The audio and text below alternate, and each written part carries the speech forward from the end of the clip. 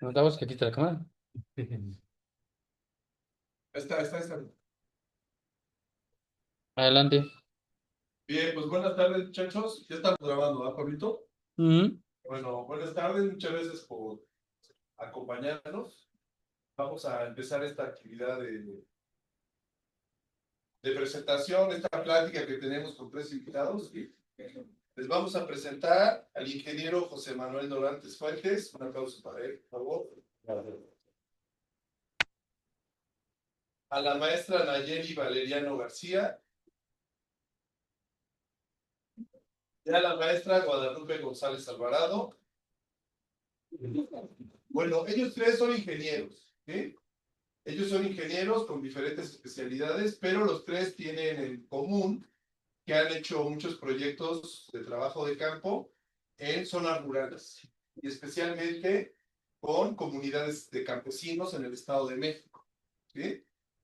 Eh, Nosotros los conocimos en un proyecto que estamos haciendo aquí en las montañas de la Marquesa y bueno, nos ha parecido muy interesante su trabajo y los invitamos para que nos compartieran un poco de su experiencia sobre los proyectos que desde su área de especialidad, porque ellos son ingenieros, ahorita nos van a platicar, cómo ellos se han acercado al mundo rural.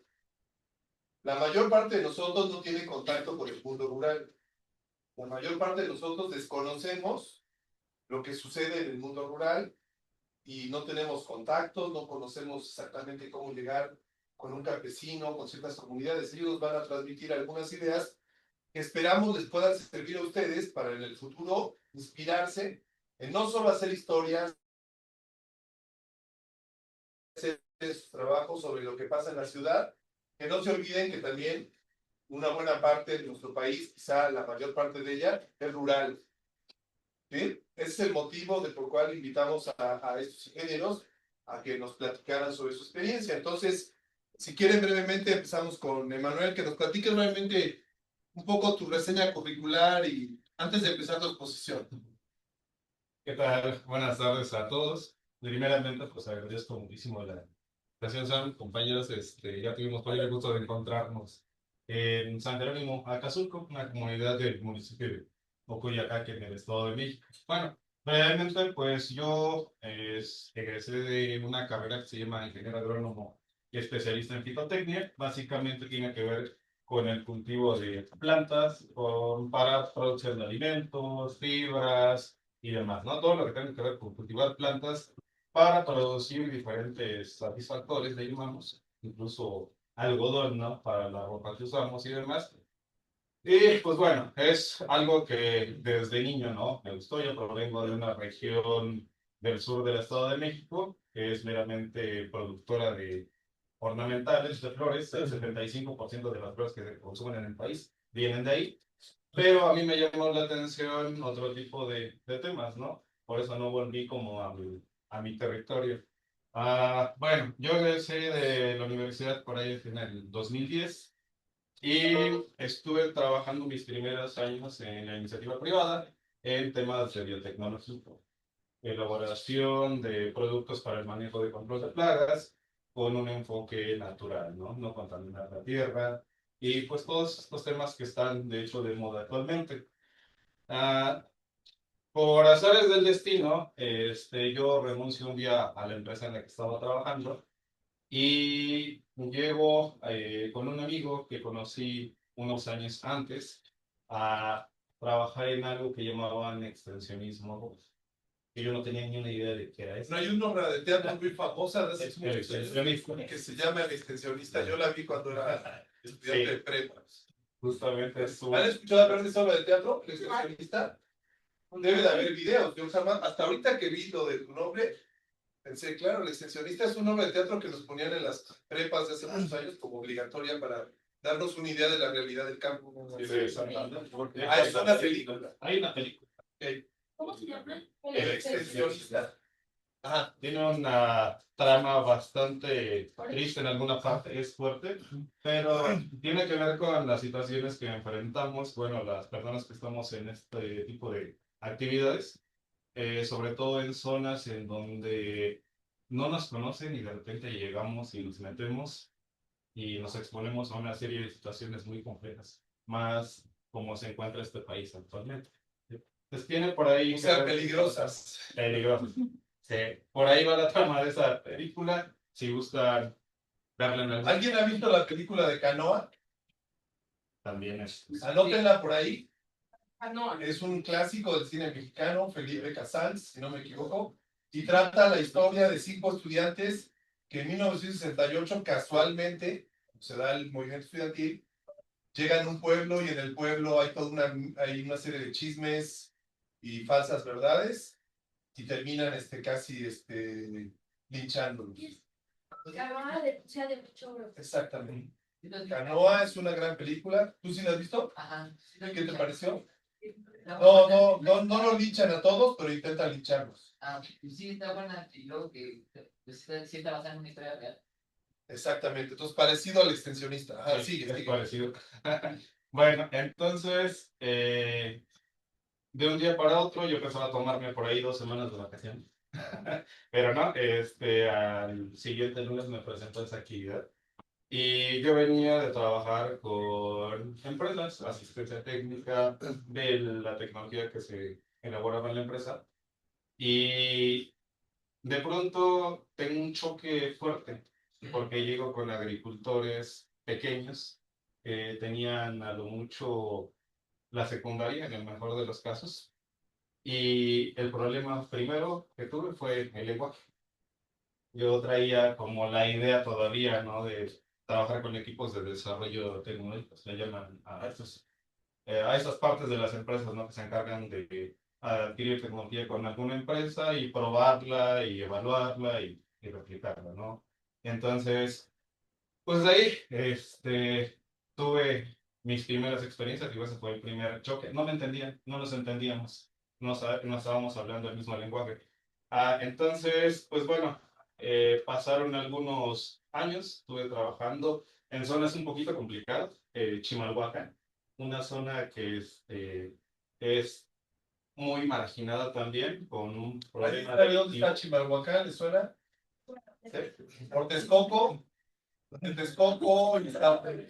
Texcoco y la salida México-Puebla, esa zona por allá, Chimalhuacán. Nezahualcóyotl le suena, Los Reyes de la Paz, zonas complicadas mucho. Entonces yo no me imaginaba que ahí había agricultura. Y sí, hay pequeños invernaderos dentro de toda esa masa de concreto, cultivan alimentos ahí. Y la verdad es que pues, fue una experiencia interesante. De eso yo cambio a un tema que es el maguey, que es el que me apasiona y que he estado ya ahorita mucho tiempo en él, el maguey pulquero, el agave mezcalero, para la producción de esos productos. Entonces, me llevó, varias experiencias, tal vez ahorita les cuente en el proceso, ¿no? Pero realmente es algo que volvió a conectar conmigo porque en mi infancia, pues a eso nos dedicamos con mi abuelo, a la elaboración de mezcal. Entonces, de alguna forma, volví a mis raíces sin pensarlo, ¿no? Sin planearlo. Básicamente fue una cuestión de decisiones y de situaciones. Bueno, entre otras cosas, además de trabajar para el gobierno del Estado de México, el ingeniero Emanuel ahora él está haciendo destilados, mezcales. Recientemente, hace un mes, no sé cuánto, hace un mes, el Estado de México obtuvo la etiqueta de productor de mezcal oficial a nivel internacional. El mezcal que solemos muchas veces, si han probado mezcal o han escuchado de qué hablamos, se suele relacionar con Oaxaca, lo cual es falso. Todos los destilados de agave, ya nos dirá el experto, todos son mezcales. El tequila es un tipo de mezcal. ¿Han escuchado hablar del bacanora? Sonora. Bacanora es otro tipo de mezcal y así. Todos los que son bebidas destiladas de agave son mezcales. El Estado de México también produce mezcales. No son tan famosos como los oaxaqueños, pero son tan ricos o tan valiosos como los oaxaqueños. Y apenas hace un mes lograron que el gobierno ya les diera la denominación de origen para vender ese producto con el nombre de mezcal, aunque sean del Estado de México. Bueno, ahora sí, las maestras, quien quiera, cualquiera de los dos. No, pero no más, todavía nada más una pequeña información. No, que tú nos platiques quién eres, brevemente. Sí, preséntate nada más para que te expliquen. Gracias por invitarnos. Mi nombre es Guadalupe González Alvarado. Igual que mi compañero, soy ingeniero agrónomo tecnista.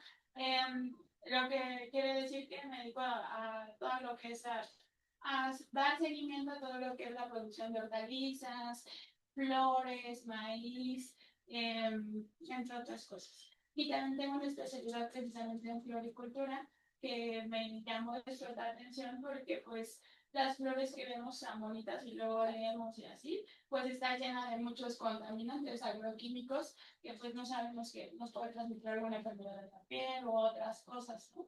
Igual que, por ejemplo, el cultivo de papa, ¿no? Que luego comemos las papas a la francesa, pero está lleno de agroquímicos. Entonces, pues ahorita, como menciona el compañero, igual, el campo yo creo que tiene ahorita un proceso de transición a la agroecología, porque antes, pues yo recuerdo cuando era estudiante y cada año salía el famoso PLM, que es un libro de agroquímicos a nivel nacional que están permitidos en México. De hecho, no sé si supieron que la presidenta apenas prohibió algunas sustancias tóxicas, que pues ya es, prácticamente pues es algo que está pues que nos está conveniendo a los agricultores, ¿no? Y nosotros, sobre todo ahorita, en este momento, pues yo lo que hago es difundir la agroecología y promoverla, porque pues realmente pues es algo que comemos, que pues todo el mundo diario come vegetales, ¿no? Todo el mundo consume flores, todo el mundo regala flores en cumpleaños, en el 10 de mayo, ¿no? Entonces, pues estamos promoviendo ahorita lo que es la agroecología. Yo igual cuando egresé de la facultad fui a trabajar yo soy del municipio de Lerma, ¿no? Entonces más o menos es algo, pues cercano aquí, ¿no? Pero yo me fui a trabajar al norte del estado, a Tlacomulco, y ahí fue con productores de nopal verdura. Entonces, ¿por qué nopal verdura? Porque hay algunos nopales que solo son destinados para tunas y otros son solo para la verdura. Por eso se hace esa diferenciación. Y entonces, pues vi eso, ¿no? Vi lo que ellos exportaban, todo el trabajo, todo lo que hacen, y pues muchas veces, pues, nosotros vemos como pues un nopal, ¿no? O a veces pues ni nos gusta también, ¿no? Puede ser. ¿A alguien le gustan los nopales aquí? Yo soy fan de los nopales que comemos se llaman nopal verde. Ajá. Y hay nopales para Las tunas. y hay muchísimas variedades de nopales, con espinas, sin espinas. De hecho, está la variedad de plata, bofena. Claro. Y bueno, ya después de eso, pues estuve trabajando igual en el gobierno del estado, en lo que fue el programa de financiarismo rural, que era un programa que era de concurrencia, que apoyaba el gobierno federal y el gobierno estatal. Y ahí fue como más adentrarme a todas las hortalizas, todo el jitomate, darle un valor agregado. O sea, es decir, por ejemplo, en muchas comunidades del estado, pues se producen muchas frutas, ¿no? La pera, la manzana, el durazno, pero nadie les hace caso y están ahí tirados, ¿no? O sea, porque como ahí en la zona están acostumbrados a, pues que ahí está, pues nadie les hace caso, simplemente, o sea, a veces se pudre o nadie se las come, ¿no? Entonces es eso, como que darle el valor a hacer de hacer una mermelada y que ellos lo vendan y luego ya de ahí generar un ingreso. Y pues eso, darles el seguimiento a los productores, pequeños productores, porque pues realmente la agricultura está en decadencia. No sé si han escuchado sobre los paros que hay, porque el precio... Hoy en día escucharon el paro o intento de paro, ya no supe si fue paro o no. Sí, bueno. El precio del maíz está en 5 pesos el kilo, una bolsita de papas nos cuesta, digo, de churritos a base de maíz nos cuesta que 25 pesos, 30 pesos. O sea, le pagan a 5 No pesos. es nada justo, no es nada justo todo el trabajo, todo lo que se hace, el transporte, la gasolina, etcétera. Entonces, pues damos seguimiento ahora, son pequeños productores porque ya no son las superficies, ya las superficies agrícolas ya están cada vez más reducidas. Entonces, pues damos ese acompañamiento ahora a pequeños productores y también estamos impulsando a que a los jóvenes que ven a sus papás trabajando, pues no se alejen de esa actividad. Entonces, pues es un trabajo también de concientización hacia la juventud, hacia las generaciones que vienen, porque pues muchas veces pues da flojera, ¿no? Ir a trabajar en el sol, o decir, pues es que yo voy a ir a trabajar, pero esto no es redituable, no es rentable para mí. Entonces, estamos haciendo eso. Por ejemplo, también, bueno, me voy a meter un poco de maíz. Estamos haciendo colectas de maíces nativos. Eh, los maíces nativos y los maíces híbridos son diferentes. Los maíces criollos o nativos son los maíces que llevan años sembrándose en una misma región, en una misma comunidad, que para los agricultores es un maíz de mucha importancia porque es un valor genético. Entonces, Es un tesoro. es un tesoro que estamos resguardando ahorita en un banco de semillas, porque más adelante pues puede haber una sequía, puede haber una inundación y esas variedades, esos materiales genéticos se van a perder. ¿Quién sabe algo de la historia del maíz? ¿Han leído algo, escuchado algo? ¿Saben que el maíz es originario a nivel mundial de esta zona del planeta? Sí. Hace millones de años, obviamente, pero... Y que los maíces, en su diversidad, el país más diverso en maíces es esta zona de Mesoamérica. Y que gobiernos como el Estados Unidos u otros, o el ruso u otros, o chinos, o todos los norteamericanos, están introduciendo un tipo de semillas híbridas que le rompen la genética a los maíces locales. Por eso hay una batalla, ¿no? Entonces, todo ese valor, pues sí es cultural, es ancestral, genético que tienen los campesinos, es un tesoro que ellos tienen en sus manos. Creo que en Acapulco veían un maíz azul, entonces ahí hay maíces de diferentes colores, ¿no? Azul, rojos, amarillos, etcétera. Y entonces los maíces híbridos solo es por un negocio, ¿no? Porque esas semillas solo se sembran una vez y en el siguiente ciclo ya no te va a dar la producción que debe comprar la empresa quiere que vuelvas a comprar tu semilla, pero también con el paquete tecnológico de agroquímicos, ¿no? De fertilizantes. Entonces, pues ellos ya lo ven más como un negocio que como esa tradición de sembrar su maíz. Entonces, bueno, y ya después hice una especialidad en floricultura porque, pues precisamente yo decía cómo es posible que pues tanto, bueno, específicamente la zona que mencionaba mi compañera Miriam Guerrero, pues está atascado de agroquímicos, ya hay muchas enfermedades, los niños ya bueno, nacen con muchos problemas genéticos, muchos problemas, pues sí, de la salud. Entonces, por ejemplo, alguien me decía es que pues si mi hijo no se dedica a las flores, pero más bien yo no me dedico a las flores, pero mi hijo nació, ¿no? Y decía, pues es que una vaca donde compraban la leche, bebía agua de un río donde iban a parar esos agroquímicos y por eso el niño salió mal.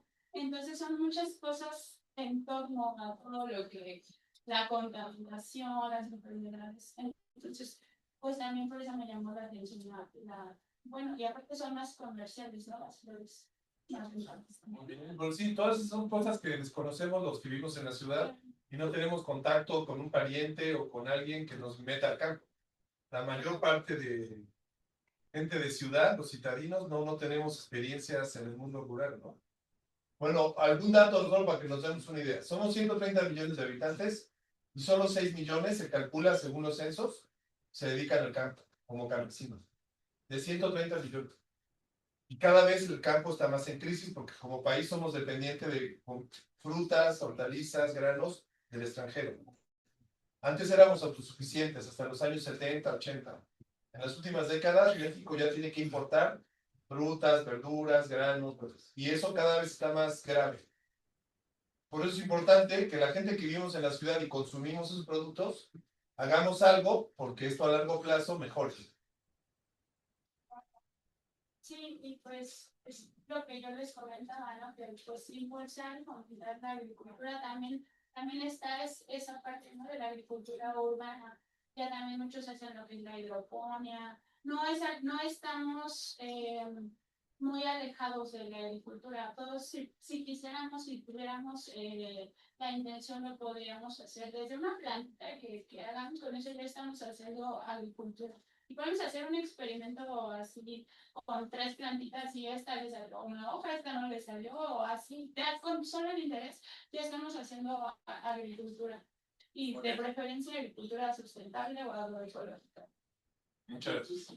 Presentación. Sí, presentación chiquita, sí. Pues yo me parezco más a ustedes. Yo también soy de una comunidad muy pequeña del Estado de México, sin embargo me vine a estudiar Politécnico desde hace como 13 años, ¿no? Y me he especializado, ahorita estoy en el doctorado en Ciencias en Alimentos, pero algo que nos une a los tres es que justamente, aunque tengamos nosotros en el Politécnico la tecnología o ocupamos microscopía de alta resolución, que inclusive podemos ver átomos ya de todas estas especies de alimentos, desde maíz, de semillas, pues regresamos a nuestro origen, ¿no? Regresamos al campo, porque si no existiera el campo, pues nosotros no pudiéramos hacer ciencia. Y si no hacemos ciencia, nosotros no tenemos la forma de compartirle a la industria todas las temperaturas, todos esos tiempos para que nosotros tengamos alimentos aquí. Imagínense que no existiera eso, entonces si no existe esa sinergia entre uno y otro, pues difícilmente podríamos encontrar toda esta gama de alimentos que ahorita tenemos en el súper, ¿no? Y creo que nos estamos acercando otra vez al campo, buscando alimentos cada vez que sean más ecológicos, que no tengan agroquímicos. Ahorita está muy de moda el air fry, que no tenga aceite, que la cantidad de calorías. Entonces esto a nosotros, o sobre todo en esta rama de alimentos, nos permite voltear nuevamente hacia dónde están las especies nativas y por qué se están perdiendo. Y entonces buscamos a estos pequeños grupos, a estas pequeñas etnias, estos pequeños, y decimos, bueno, esto tiene que trascender, ¿no? ¿Por qué la industria de alimentos solamente se fija, por ejemplo, en el maíz blanco? Si tenemos 17 especies casi nativas o muchísimas más de colores, ¿no? Variedades. Imagínense que vayan al Cinépolis el día de mañana y por temática, no sé, ahorita está de moda Frankenstein, ¿no? Que traía unos cuantos días de cine. Y encontráramos un totopo, pero no el clásico, de aceite, de sal, si no encontráramos un totopo de un maíz nativo que te está nutriendo, que te está aportando algo nutritivo, ¿no? Entonces, esa es la idea, el concepto que yo traigo desde la licenciatura. He desarrollado bastantes alimentos, me dedico más a la innovación de alimentos, pero siempre he estado centrada en estos pequeños agricultores, justamente para darles un valor agregado a sus productos. Que ellos no pierdan esta motivación de seguir trabajando en el campo, porque si bien sabemos, pues realmente a veces son pérdidas los que ellos tienen cada año. Sin embargo, cuando tú los motivas con eso de que tienen no solo el grano de maíz, sino también el tamo, sino también el olote, sino también diversas desechos que a veces lo llamamos, que ahora ya se pueden usar, y decimos, wow, ¿no? O sea, cómo la ciencia, cómo la parte del campo, cómo la parte de ustedes que pueden documentar todo esto, pues te puede llevar a otro lado, ¿no? Y sobre todo aquí en México, que tenemos esa tierra súper fértil, que es de donde vemos cómo al final la calidad del producto va a depender desde cómo la persona lo siembra, cómo la persona lo cuida en el campo y cómo nosotros lo transformamos en la ciencia y en la industria. Entonces yo me dedico como a esta última parte, que a mí me encanta, pero esta parte, pues no pudiéramos existir nosotros si no existen ellos, ¿no? Y esta parte que ustedes hacen de documentar, de hacer este análisis profundo, pues es increíble, ¿no? Porque ¿qué persona se puede imaginar desde dónde viene ese maíz, ¿no? O si es transgénico, si no es transgénico, quién lo sembró, quién no lo sembró. Entonces, eso es a lo que yo me dedico. Ya estoy por terminar el doctorado y justamente estoy trabajando con iFry. Estamos ocupando herramientas de súper alta resolución para ver justamente cómo esta nueva tecnología pues afecta a todas estas semillas, ¿no? Porque si bien por pura mercadotecnia sabemos que pues te ahorra en aceite, cositas, pero realmente no está como tal científicamente comprobado. Entonces es lo que nosotros estamos haciendo, estamos rescatando maíces tradicionales, porque realmente, ya lo bien lo dijo Samuel, somos el principal consumidor de maíz en México, y las tortillas están en todos lados, los totopos están en todos lados. La vitamina T. Vitamina T. Entonces estamos viendo hacia ese horizonte, hacia ese nicho, y pues ojalá un día pueda mostrarles todas las imágenes de cómo se ve el maíz a nivel de estructura, o sea, que son increíbles. Y pues eso es a lo que yo me dedico. Perfecto, muchas gracias. Vamos a escuchar a Emanuel, si les parece. ¿Se quieren sentar, ingenieras? Aquí hay una plantita. Gracias. Por ahí. Y... Acá hay otra. ¿Está ocupada? Acá hay otra, acá hay otra. Ah, vale.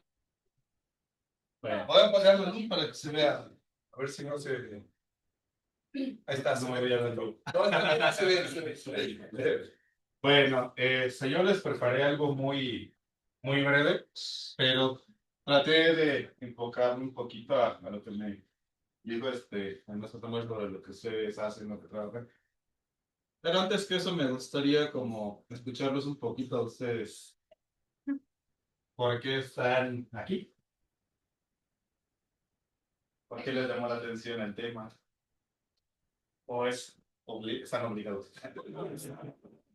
Sí, no, no es voluntario, hay que decir. Aquí en la clase, aquí en la Definamos.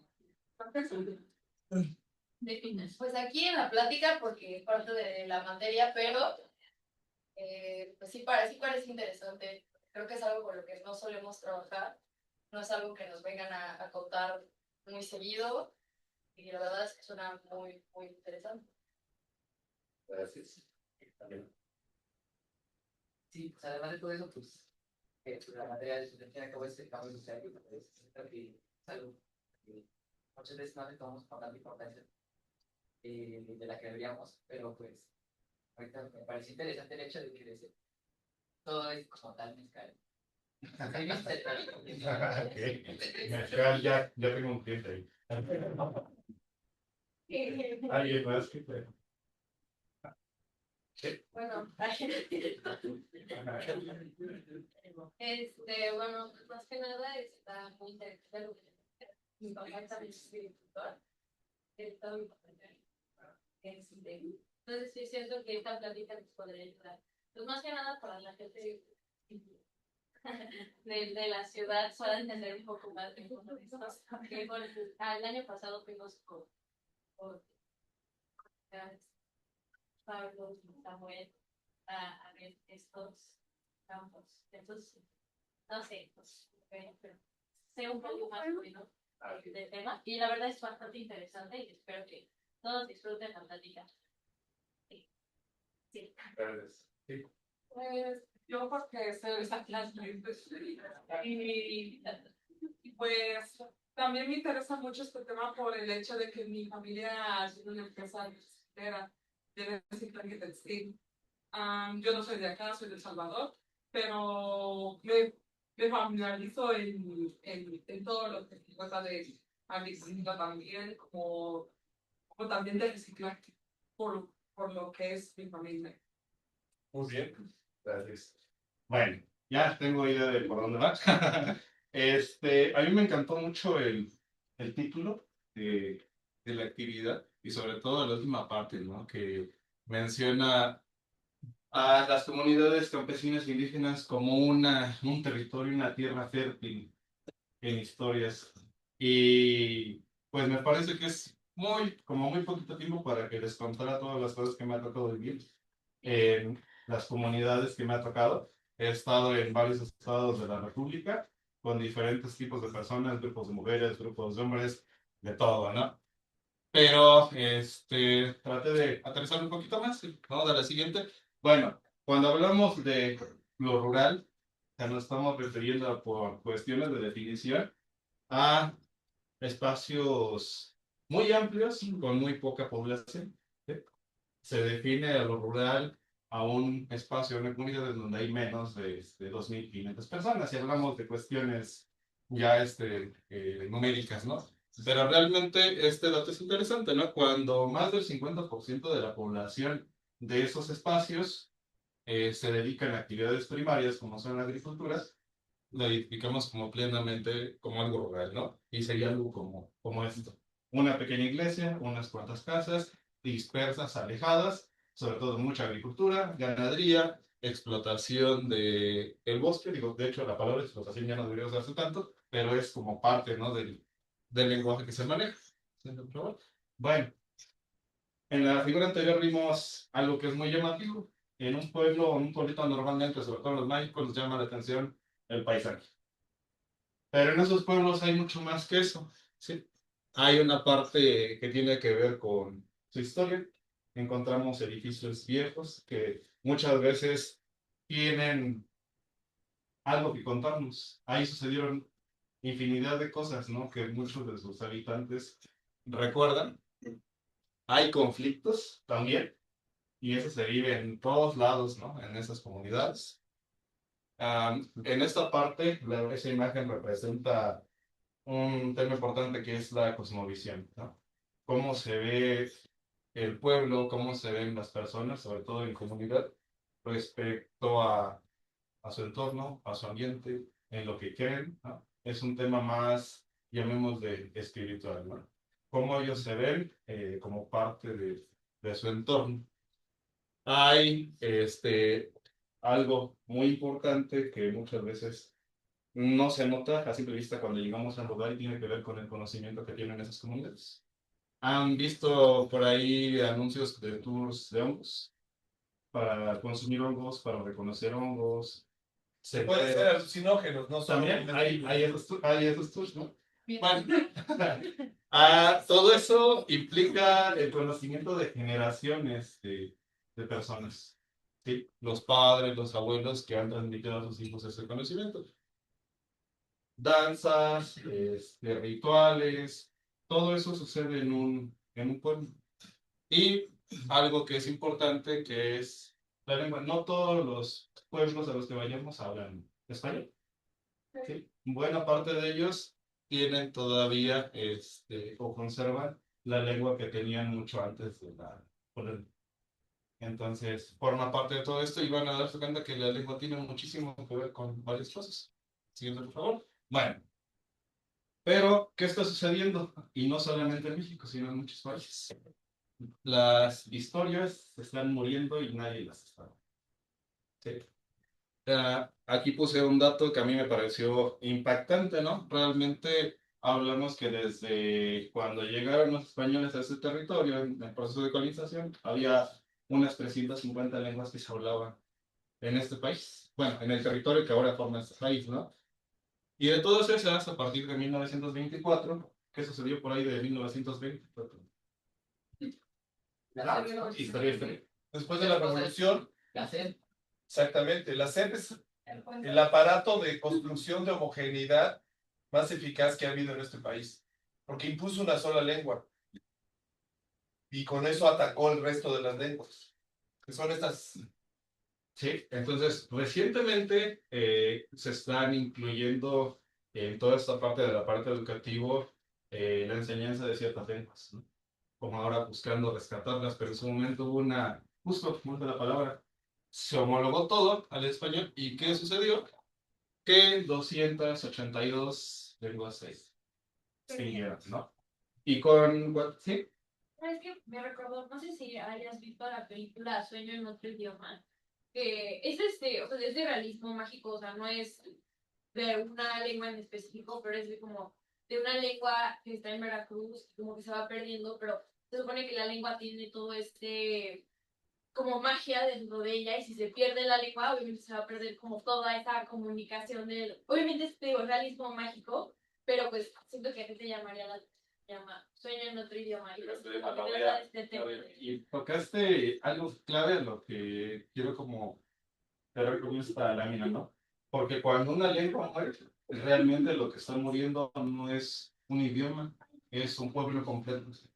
Porque se corta la transmisión de conocimientos, se corta la transmisión de, vaya, de saberes, ¿no? De cómo hacer las cosas, de cómo vivimos, de qué comimos. Realmente se acaba una lengua y se pierde una parte, ¿no? O se pierde la historia completa. Entonces, junto con eso, hay muchas cosas que se están yendo, ¿sí? Algo que, pues bueno, tal vez ahorita no lo hayan escuchado mucho, pero que es el modelo de toma de decisiones o la organización en las comunidades, ya no se hace como antes, ¿sí? Ya antes las comunidades se reunían, había un consejo de ancianos, de abuelos, donde se tomaban las decisiones importantes para el pueblo. Dónde conducir el agua, dónde vamos a construir un área para reunirnos, dónde vamos a hacer hasta la fiesta. Esas cosas ya se han ido perdiendo y están en un proceso que se le llama mucho erosión cultural. Se está desmantelando. Juegos y juguetes, ¿a qué jugaban ustedes en algún momento? Los tazos. le tocó el trompo todavía. Y se han preguntado a sus papás a qué jugaban ellos antes, sus abuelos. Tierra.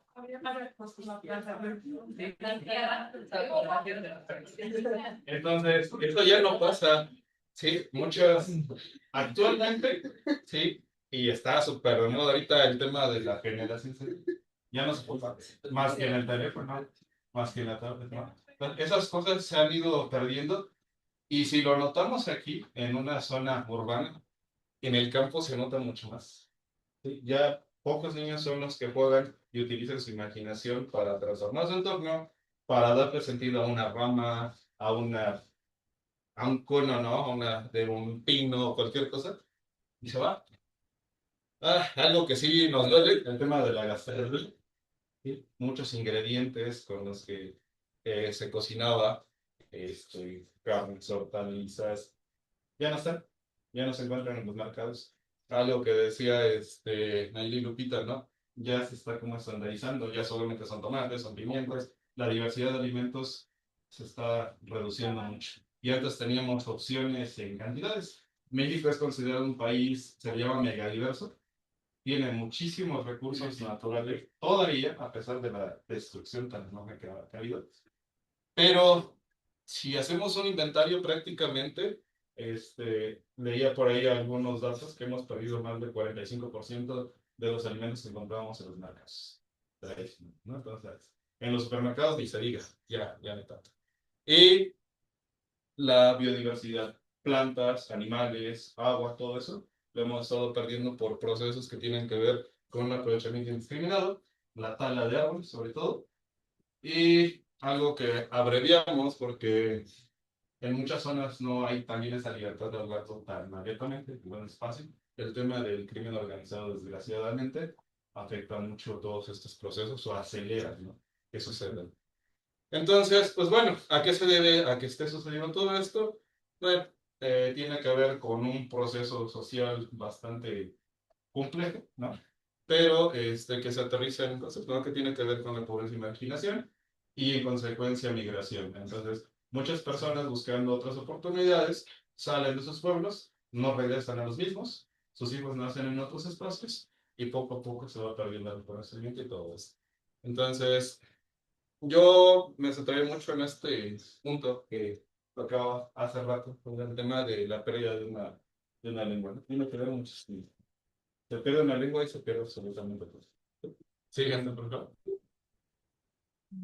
Ah, no, es esto. Sí. Bueno, ahora, esta es la parte de ustedes. Yo me emplearía muchísimo en lo demás, pero ¿qué hay que hacer con todo esto? Hay muchísimas historias que se pueden documentar y ahorita vemos como un poco de ideas de cuáles, pero tienen cantidad de herramientas ustedes y saben perfectamente para qué sirve cada una, a qué segmento, a qué área la pueden aplicar, ¿sí? Pero sobre todo, más allá de documentar, es esta parte de difundirla. Ustedes son las personas que tienen la capacidad de hacer que se escuchen todas estas problemas, ¿no? Más allá de problemas, hay otras cosas importantes. También hay mucho positivo, casos de éxito, ¿no? Espacios bellos escénicamente. Demás, ¿no? Siguiente. Y bueno, estamos con un mercado muy interesante que es la generación que más contenido consume, prácticamente viviendo con un teléfono y ustedes saben, pues bueno, o sea, realmente toda esta información no es algo que desconozcan, ¿no? La comparación entre la generación millennial y la Z, que realmente tiene mucha diferencia. O sea, se pensaba que iba a ser una generación un poquito más, con menos conciencia, ¿no? De muchas situaciones y realmente no.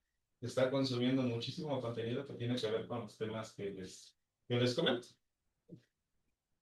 ¿Y qué se puede documentar? Además de todo esto, si alguien me dice, bueno, en las zonas rurales hay mitos y leyendas. Esta señora lo ubica. Parece. Entonces, bueno, además de eso hay cantidad de historias que las personas aman, ¿no? Les encanta sentarse y ver historias de terror, qué sucede en un pueblo, qué historias se cuentan. ¿Lo ubica? Sí, es correcto. Él documenta la vida en el campo, ¿no? En su pequeña granja. Este tema para allá, del mezcal, que ya vi que hay alguien que nos va a ayudar con eso. Pero no solamente el mezcal, ¿no? Hay varias cosas que llaman muchísimo la atención, productos interesantes.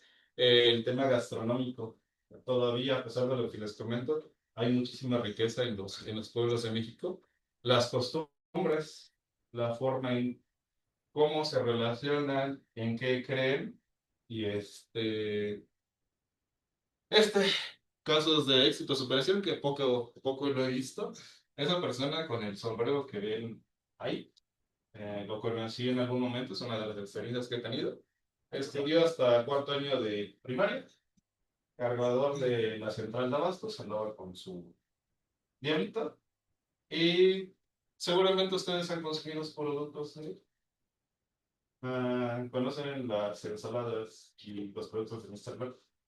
¿Mister qué? Lord, Ah, sí. en el súper. Son de Ensaladas, lechugas, tienes las bolsitas con una herradura. Bueno, resulta que este señor es el dueño. Ah, mira.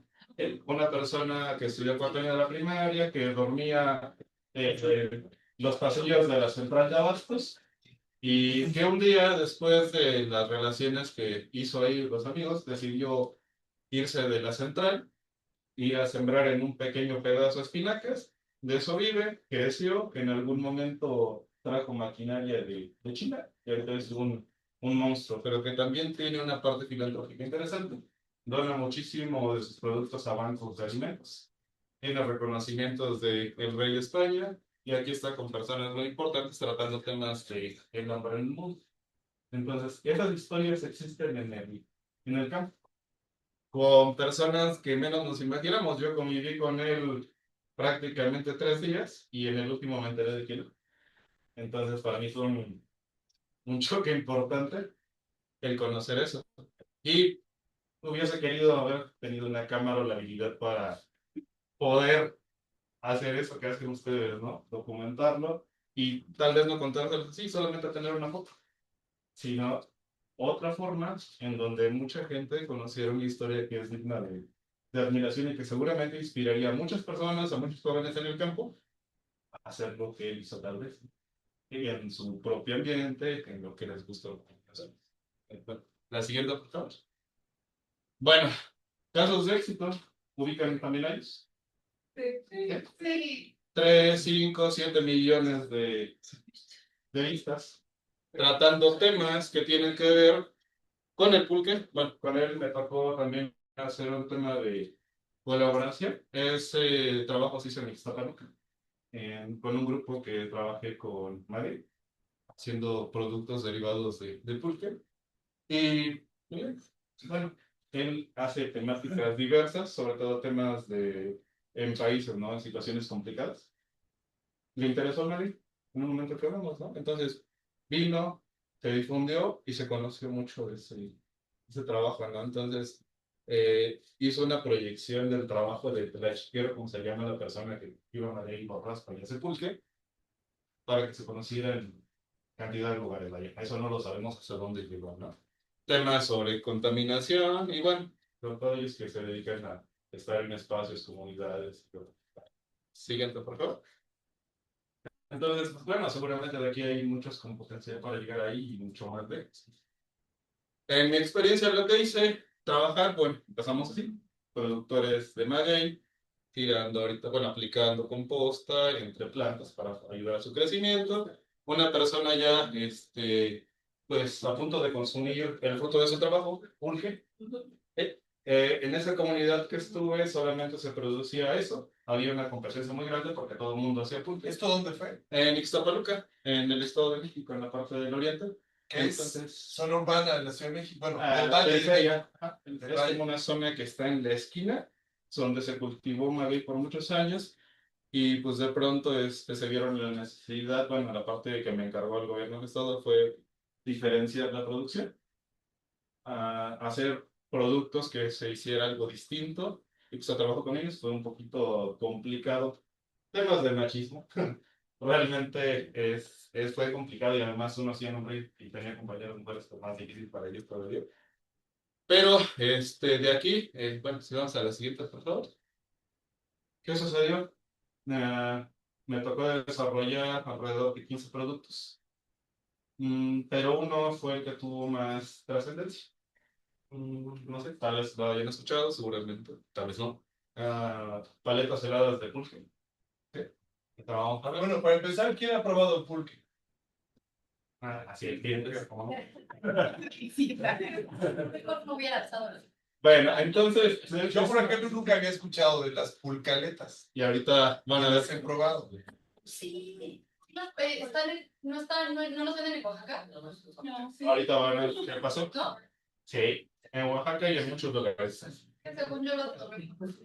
Hubo un proceso entonces en donde me tocó desarrollar ese producto. Fue el producto estrella, por varias cuestiones, aceptación, margen de rentabilidad y todo para los productores. Pero todo hubiese quedado ahí, en esa comunidad, ¿no? Se vendían bien, algunas personas en las ferias aquí en Ciudad de México las aceptaban, les compraban, les gustaban. Pero ahí viene lo importante y es lo que quería compartirles, es lo que quiero compartirles. Les tocó ver todavía medio, Ah, sí, sí. Sí. ¿no? Es Entonces, internacional, porque Sí. pertenece a un grupo muy grande a nivel internacional, pero en México ya no, terminó. ya terminó. Entonces tenían una parte que tiene que ver con alimentos. O sea, hay una chica ahí que en su momento le Una interesó. periodista. Ajá, Sara, de hecho, Sara del Moral, que se interesó por documentar. Digo, vamos a ver qué están haciendo estos señores ahí, ¿no? Le gustó el producto, entonces hizo eso. Se ve sencillo, una nota, bueno, ese es un extracto, una parte pequeña. Es un reportaje. Un reportaje, lo documentó, puso lo que vio, cómo estaban los productores, quiénes eran, qué hacían, tomó fotos, bastante bueno su trabajo. Se subió a la red y fue como el impulso, una pequeña chispa. La siguiente, por favor. Y de ahí, eso reventó. O sea, en otros lugares repitieron lo de hacer pulcaletas. Bueno, eso sucedió posteriormente, después del reportaje de Sara y de Device. Gobierno de la Ciudad de México, Revista Chilango, Dónde Ir, El Universal, bueno, los medios que quieran. Y esta imagen, hasta abajo todavía hay mucho más, ¿no? Órale, qué bien. Entonces, ¿Esto qué año fue? en el 2016, entonces en el primer año, el producto me tocó desarrollarlo con ellos durante 5 meses. 2 meses fueron de locos, en donde todo esto se replicó, ¿no? Explotó, se conoció en muchos lugares. Y después, la siguiente, por favor. ¿Cómo impacta cuando alguien documenta esas cosas? Ese pueblo que solamente producía pulque, pero actualmente son referentes estatal y nacional en la producción de pulque. ¿Sí? Se formaron organizaciones de productores y se replicó la innovación. En el mismo pueblo empezaron a hacer otros productores, no les enseñé, no les di cursos, únicamente yo trabajé con ellos. Una innovación cuando tiene valor es cuando es posible que se replique, cuando alguien más lo haga y hay esa posibilidad. Y eso es lo que se busca, que genere ingresos para más. Entonces, sí hay en Oaxaca, hay en varios estados, se replicó. La idea, el sabor es otra cosa, eso es otro tema, pero de que hicieron paletas de pulque, las hicieron y están generando dinero y recursos para esas personas, ¿no? Entonces, se replicó la innovación, se generaron nuevos productos, también, además de eso, se diversificó la economía y ahorita es una zona de atracción turística porque también se hace una feria del pulque anualmente. Ahora ya soy en Ixtapaluca. Y entonces, pues bueno, ya empezaron a llegar los recursos municipales, estatales y demás, y le están invirtiendo a proyectos que tienen que ver con esos productores. Personalmente, pues bueno, la satisfacción más importante que me quedó, pues bueno, es haber contribuido a que eso sucediera. Y en su momento me reconocieron con un premio nacional, que es el Ser Mexicano Innovante, un premio de innovación. Entonces es parte, sí tiene que ver mucho el trabajo, pero si una persona que estudió comunicación no hubiese documentado eso, no hubiera sucedido. Simplemente así son las cosas. Entonces, yo muchas veces cuando me han preguntado sobre el éxito del proyecto, tuvo que ver mucho con esa parte, en la forma en cómo se vendió y cómo esa persona lo documentó y lo logró transmitir. Siguiente.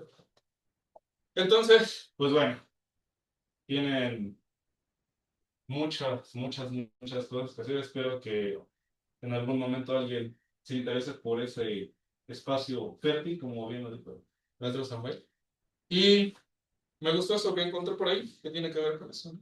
Justo que la ruralidad mexicana es un lienzo de historias, sin contar que nos han contado donde cada paisaje es un personaje, cada tradición es el guión sobre el que pueden documentar, ¿sí? Y cada voz es un legado que espera, ¿no?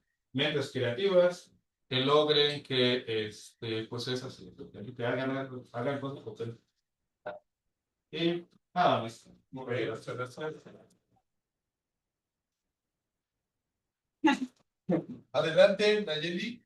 Ingeniera Nayeli. Guadalupe. Perdón. Y después Nayeli.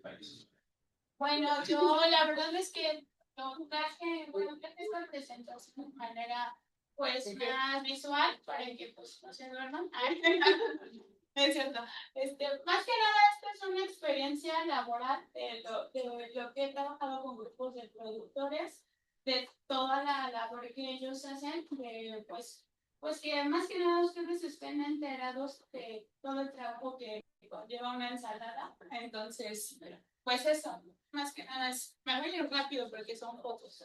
La que sí.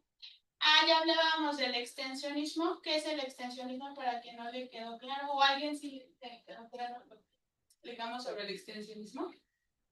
¿No? Bueno. Sí, sí. Sí, sí, ya dijimos. ¿Qué es entonces? Pues más bien yo lo entendía como, es lo que hablaron de la obra de teatro, ¿no? El extensionista haciendo historia.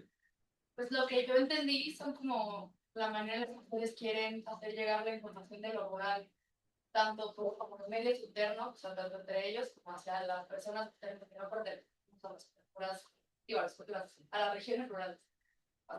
Más o menos sí, es una idea.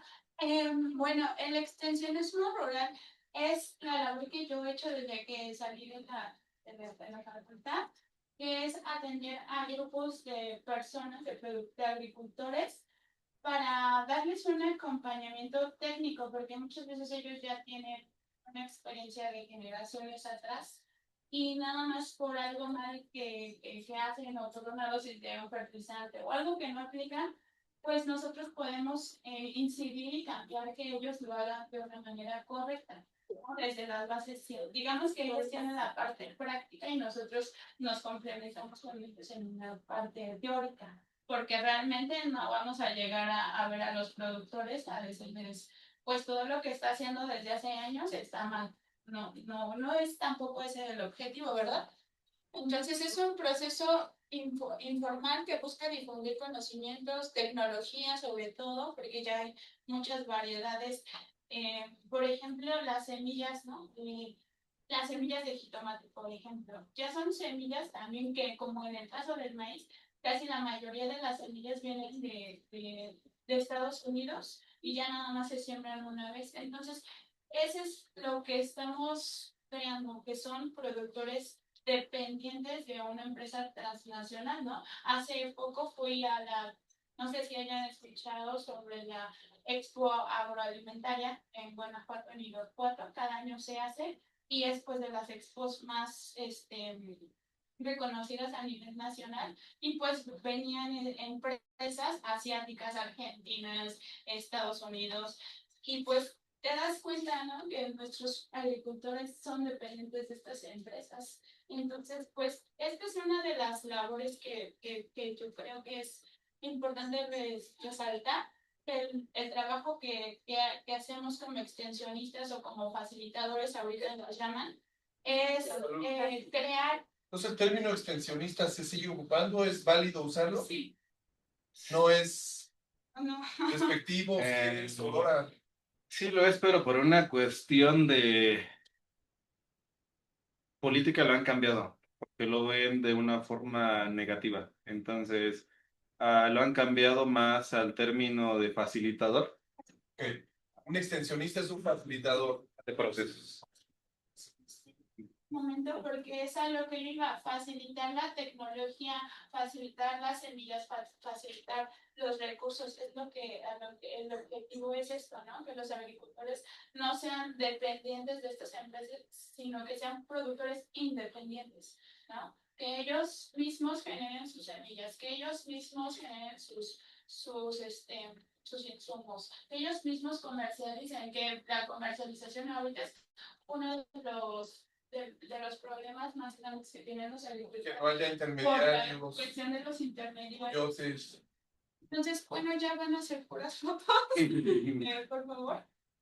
Entonces, eso es el extensionismo, acompañar a los, sí, acompañar a este grupo de productores, ¿no? O sea, desde, por ejemplo, pues las fechas de siembra, que muchas veces ya lo saben, ¿no? Crear sus sustratos, que... Por ejemplo, aquí sería bueno preguntarles, ¿qué tienen nociones de las fechas de siembra? ¿Alguna idea? Todos comemos, ya dijimos, verduras, frutas y demás, pero más o menos ustedes tienen alguna en mente fechas, periodos del año. Sí, pues supongo que Bueno, además de Paulina, que está metida en ese mundo, aunque es más industrial, ¿no, Paulina? Participación. No, Todo ya estamos en ese mundo más metida que los demás. Les pregunto esto porque muchas veces no nos damos cuenta. Miren, ahorita meto mi cuchara en esto, nada más para darles un ejemplo. Viene el próximo mes o en estas semanas van a ver ustedes, sean católicos o no, independiente de su religión, van a sufrir de alguna manera los que vivimos en la ciudad el impacto de los peregrinos que vienen a la basílica. ¿Sí? Lo de la basílica es la noche del 11 de diciembre. ¿Qué tiene que ver eso con la siembra? ¿Tienen alguna idea? Bueno, hay otra peregrinación también muy grande que es esa a Chalma. Los que viven en esta zona del país, de la ciudad, nos toca luego ver gentes peregrinos que van cargando imágenes, van caminando hasta Chalma. Chalma es rumbo a Malinalco, Iztapan de la Sal, pasan por la carretera de México-Toluca. Bueno, ¿por qué esas peregrinaciones son en estos periodos? Eso tiene que ver con los ritmos de la siembra. Ahorita, bueno, no sé ustedes expliquen esa parte. Porque, por ejemplo, lo que dice el profesor es muy cierto, porque hace un rato yo les hablaba de las flores. Todos los floricultores programan sus fechas de siembra, por ejemplo, para el 10 de mayo, para el 12 de diciembre. En esas fechas debe de haber rosas. Bueno, no solo rosas, por dar un ejemplo, ¿no? Entonces, por eso las fechas de siembra son muy importantes. Y sobre todo ahorita también los agricultores pues luchan con lo que es ya el cambio climático, que ya es algo que, pues si se dan cuenta, en la mañana hace mucho frío, luego en la tarde el sol y luego la lluvia y todos los climas. Entonces también es algo que muchas veces los agricultores tampoco se pueden controlar, ¿no? Eso entre muchas otras cosas problemáticas que hay en la agricultura. Entonces eso es acompañarlos, que es lo que les digo, que es la parte complementaria teórica con la práctica.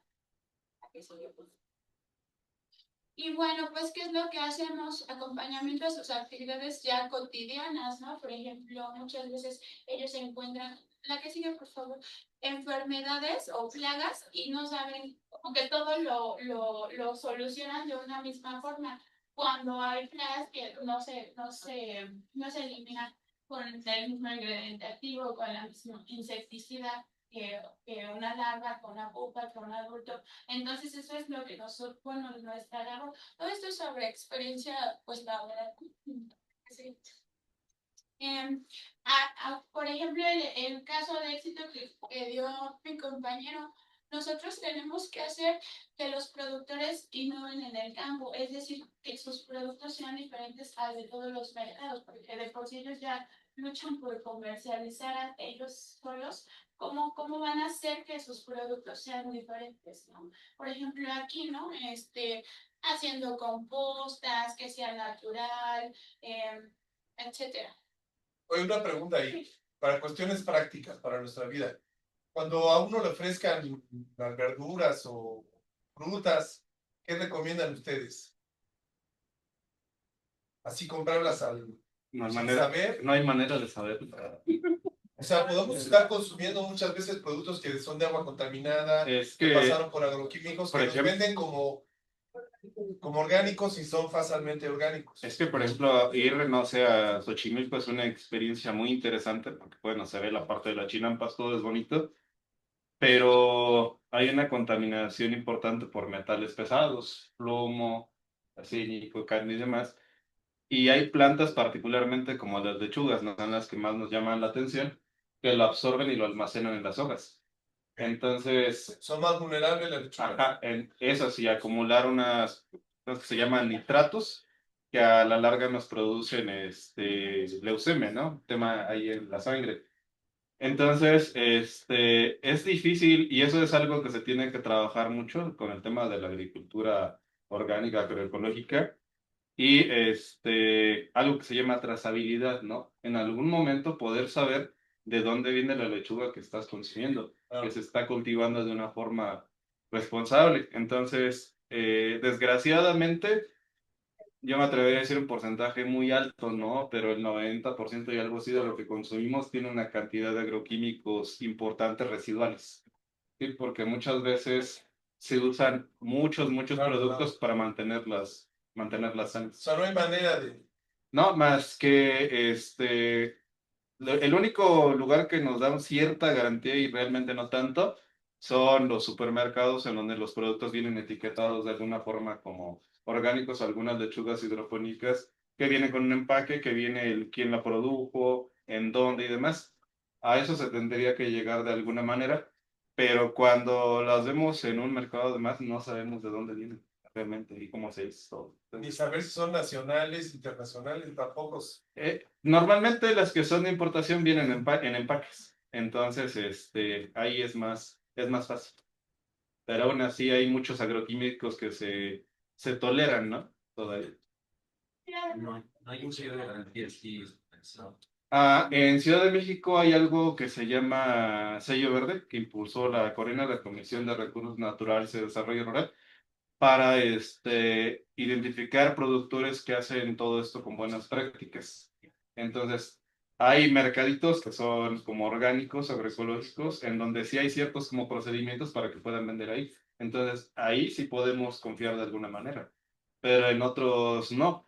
Y muchas veces hay productos que aún así estando en los supermercados, se regresaron, muchas veces no pasaron la frontera porque tenían residualidad o tenían algunos productos tóxicos.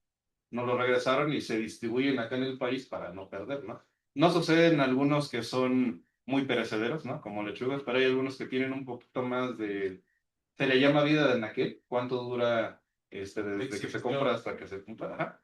Entonces, algunos que aguantan más como cebollas, productos de ese tipo, algunas veces sí nos quedamos con lo que no pasa a la frontera. Aparte, ay, es que yo me quedé, o sea, esto de lo otro, de lo de las fechas importantes, o sea, como que ya no entendí bien si, o sea, los agricultores acomodan las siembras para la fecha o sea, o la fecha existe por las siembras, o sea, como que me hizo Es que es algo como de costumbre, es algo que tiene que ver con las tradiciones. Y pues, obviamente, pues casi siempre que regalan a las mamás flores, ¿no? Entonces, por eso se programa para esa fecha las flores. Igual del 12 de diciembre, igual. Es como una costumbre, como si dijeras el 2 de febrero comes tamales, ¿no? Es como una costumbre o algo que ya hacen por herencia, tradición en el país. Es una costumbre del país. Sobre todo ahora que por el cambio climático, que ya no hay estaciones fijas, pero antes, durante cientos o miles de años, la época de secas empezaba que octubre, noviembre, Prácticamente no digo. de noviembre, y no es casual que noviembre inicie con el Día de Muertos. Entonces el periodo ritual del Día de Muertos va hasta más o menos hasta mayo, finales de mayo, es cuando vienen las lluvias o venían antes las lluvias, ¿no? Entonces los calendarios rituales estaban montados sobre esa vida del mundo natural en México, pero eso ya se dislocó porque claro, por las Han cambiado mucho. Daniela tiene una... Sí, o sea, justo era un poco de la parte del clima, como que últimamente las lluvias han caído ya a partir de mayo, eso no afecta mucho a la producción. Claro, ¿no? Pues por ejemplo en la zona donde estoy dando ahorita está el agua, estoy trabajando con grupos de productores que se les inundó su parcela de maíz, ¿no? Y ellos, ¿qué tuvieron que hacer? pues obviamente hubo muchísima pérdida, pero tuvieron que esperar a que se secara para poder entrar a cosechar, ¿no? Y pues los productores y todos yo creo que son muy astutos y buscaron la forma y ahora se dedican a lo que es la acuacultura, o sea, siembran maíz, pero también tienen peces, ¿no?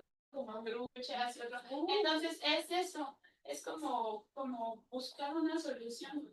Entonces, claro que sí, sí afecta y hubo mucha agua este año, pero pues es algo en lo que se enfrentan los agricultores y es algo que tienen que buscar una solución porque de eso viven, ¿no? Y aparte también es algo como el amor a la tierra. Entonces, pues, no, otra labor que hacemos pues no vamos a llegar como a organizarnos o así porque pues muchas veces existen asociaciones, ¿no? Para que, o tipos de asociaciones para que los productores trabajen en equipo, pero muchas veces trabajar en equipo es muy difícil. Casi siempre las organizaciones que funcionan, que son en equipo, es con familiares, porque son a veces los que menos se pelean, porque si es con vecinos o así, pues sí llega a haber algunos conflictos. Pero es eso, organizarse y trabajar en equipo, porque pues de por sí ya hay mucha problemática para su actividad. Entonces, en equipo a veces es más fácil que, por ejemplo, elaboren un insumo agroecológico en mayor cantidad y se lo repartan que alguien solo haga algún insumo como algún insecticida, un fertilizante, y el solito busque todo, no sabe dónde, o sea, es como organizarnos. Eso es algo que también tenemos que hacer. Ya que sí, esas es otras fotos, ¿no? Y por ejemplo lo de la comercialización, ¿no? Que es lo que decía, pues que no haya intermediarios, ¿no? Que por ejemplo busquen esas expos o bueno, no sé si han ido ustedes en tianguis donde venden los productores directamente. Entonces eso es también lo que hacemos, organizar estos tianguis para que ellos vendan de manera... ¿Todos los tianguis son de directos de los productores? ¿Todos los tianguis? No todos. Los tianguis que el gobierno Sí. apoya, ¿no? Sí, los gobiernos. Que uno encuentra en todas las ciudades que uno va a visitar en ciertos periodos. Siempre hay tianguis con productores vendiendo cremas, champús, jabones, comida, que tienen este esquema, ¿no? De productores. ¿Ese tipo se puede confiar? Muchos de esos, realmente sí, en temas de agricultura, ¿no? Hay algo que se llama certificación participativa y es donde ellos se vigilan si uno utiliza agroquímicos o no. Entonces, esos productores también son un poquito buenos mercados, muchas veces no es tan fácil entrar. No sé si algunos de por sus zonas, no sé, han escuchado del mercado del 100, ¿Del qué? del 100, Sí. que el 100 es un mercado en donde los productores deben estar ubicados a menos de 100 kilómetros, precisamente, para que sea La huella de rentable. carbono, todo eso. Todo ese tema se soluciona por ahí. Y aquí en Ciudad de México hay muchos, pero tampoco es fácil entrar a ellos porque exigen precisamente que se cumplan esos temas, ¿no? De que sea en producción limpia y no lleve agroquímicos. Entonces, en esos espacios se puede confiar porque la mayoría trabajan bien. Sí, es entonces sí, si tienen la oportunidad de comprar de forma directa a algún agricultor que desconozcan o algún tianguis de esto, pues háganlo y pues, ayuden a la economía. Sí. Creo que sí. No, pero tú hace rato mencionabas que el maíz lo vendían a 4 pesos, sí, ¿no? Y las papas, o sea, aquí los churritos valen 65 siendo orgánicos, ¿no?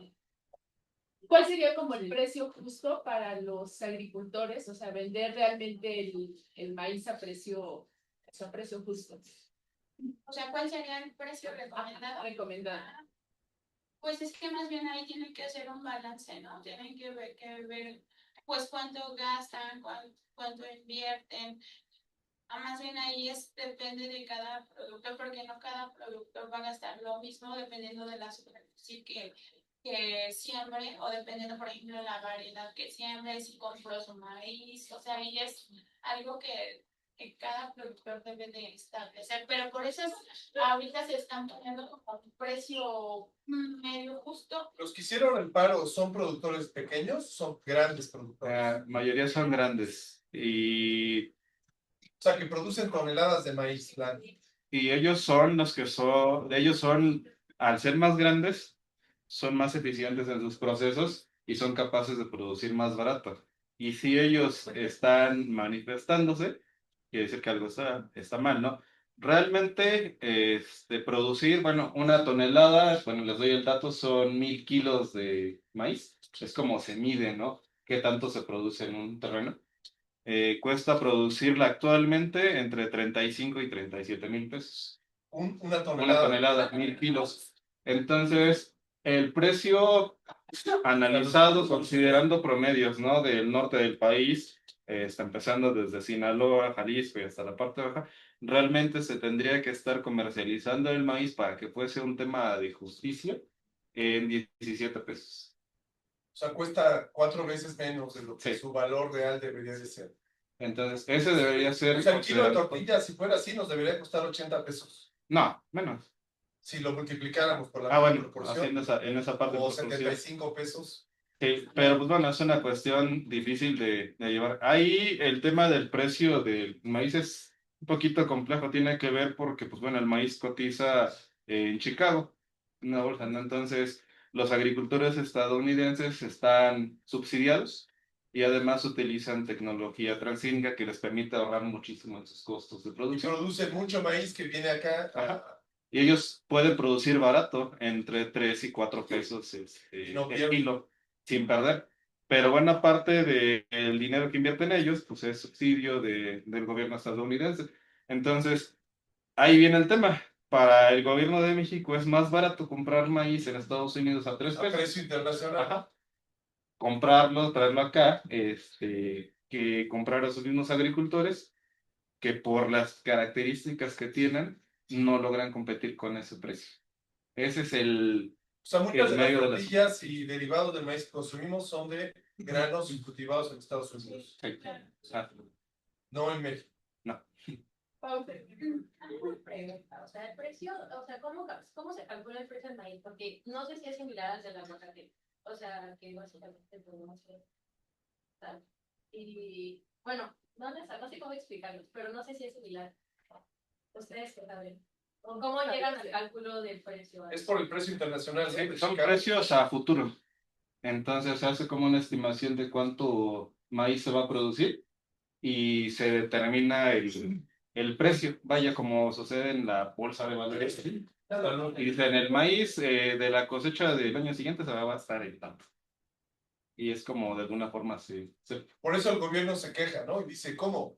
Estoy pagando más caro que lo que pagan a nivel internacional. Ajá. Y los campesinos dicen, no, es muy poquito para mí el cobre. Porque a lo que me cuesta producir a mí, no me Pierdo. cuesta. Sí. Claro. O sea, es un problema complejo. Es muy complejo porque ahí también tiene que, bueno, ahorita está entrando el tema del agua, con la nueva ley de aguas. Bueno, ese es otro tema. Entonces impacta directo en la agricultura y en la producción de maíz. Entonces, si de por sí era el tema nada más con el precio, se le agrega ahorita el tema del agua y por eso tenemos todo este movimiento, ¿no? Social en el país, que no solamente es en la parte céntrica, que por ejemplo hoy, ¿no? Nos tocó a varios ahí con el tema del tráfico y de la movilidad reducida, sino que en todo el país está sucediendo.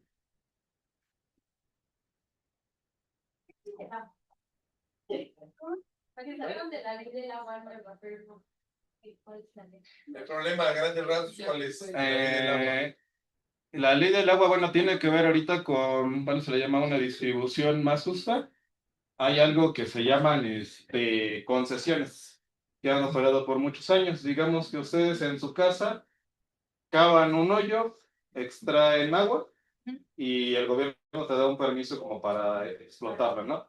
Puedes venderla, puedes usarla para cultivar plantas, para uso común. Y te dice, durante 30 años, con cierta cantidad tú la puedes utilizar, ¿no? Y cuando se vendían los terrenos a otra persona, ¿no? Pues le vendías, pues bueno, tiene un pozo, puedes utilizar el agua y no pasaba nada, ¿no? Con la nueva ley, eso ya no se puede. La nueva ley de aguas dice, el agua es de la nación. Ajá. Entonces, tú puedes tener un pozo, pero esa agua no es tuya, no la puedes aprovechar porque no hay concesiones nuevas. Ajá. Entonces, tienes el hoyo, pero no puedes aprovechar el agua. Está el pozo, pero... Entonces, ese es el tema, que muchos agricultores tienen pozos, sobre todo en la parte norte, ¿no? Del país, donde se produce mucho maíz, trigo y granos en general, que ahora no les renovaron concesiones o no va a haber concesiones. Sí, Otro conflicto. entonces, ¿Y el por gobierno eso. va a extraer esa agua o si queda? No, Sí, de hecho, por ejemplo, en la zona donde están estos grupos de agricultores, había ríos, había canales, y todo eso se enfocó y está aquí en la ciudad de México.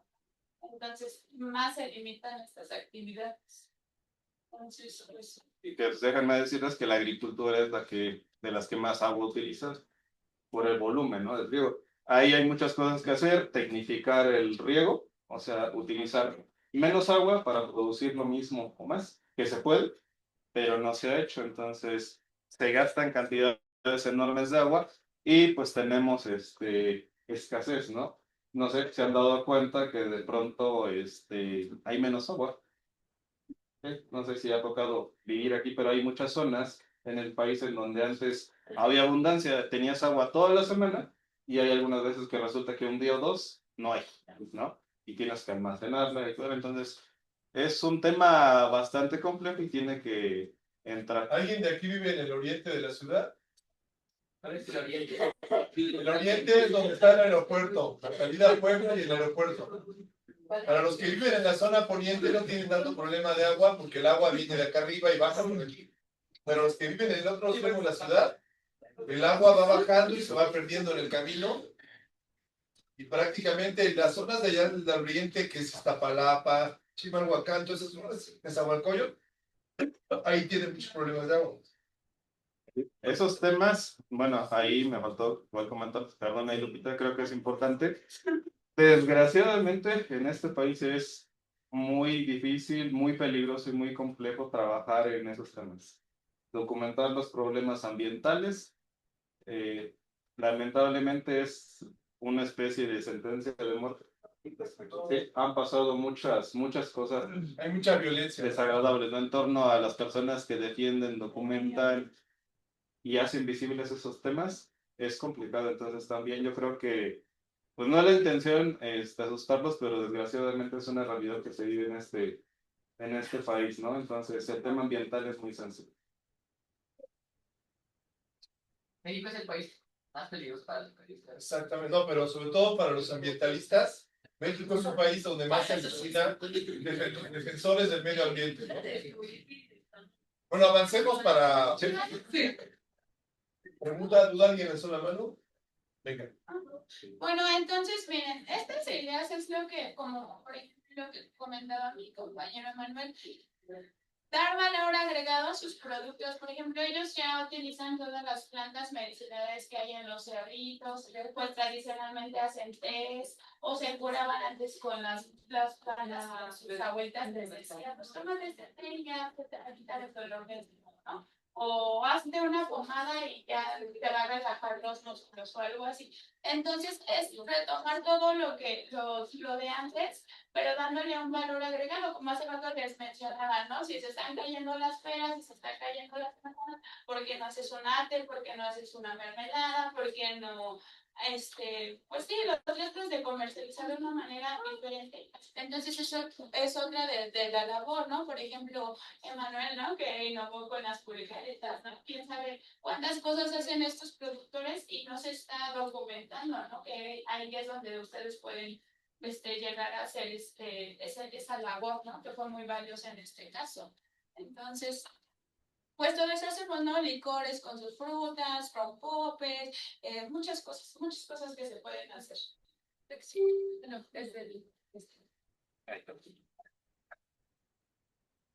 y también, ¿qué es lo que otra de las labores que hacemos como extensionistas o como facilitadores? Pues es impulsar y fomentar la actividad agrícola, ¿no? Cada vez es lo que decíamos, cada vez hay menos agricultores porque es una actividad que ya escuchaban hace un rato, no es tan rentable, ¿no? A veces es más el esfuerzo, el trabajo, lo que invierten, todo lo que hacen, que lo que ganan.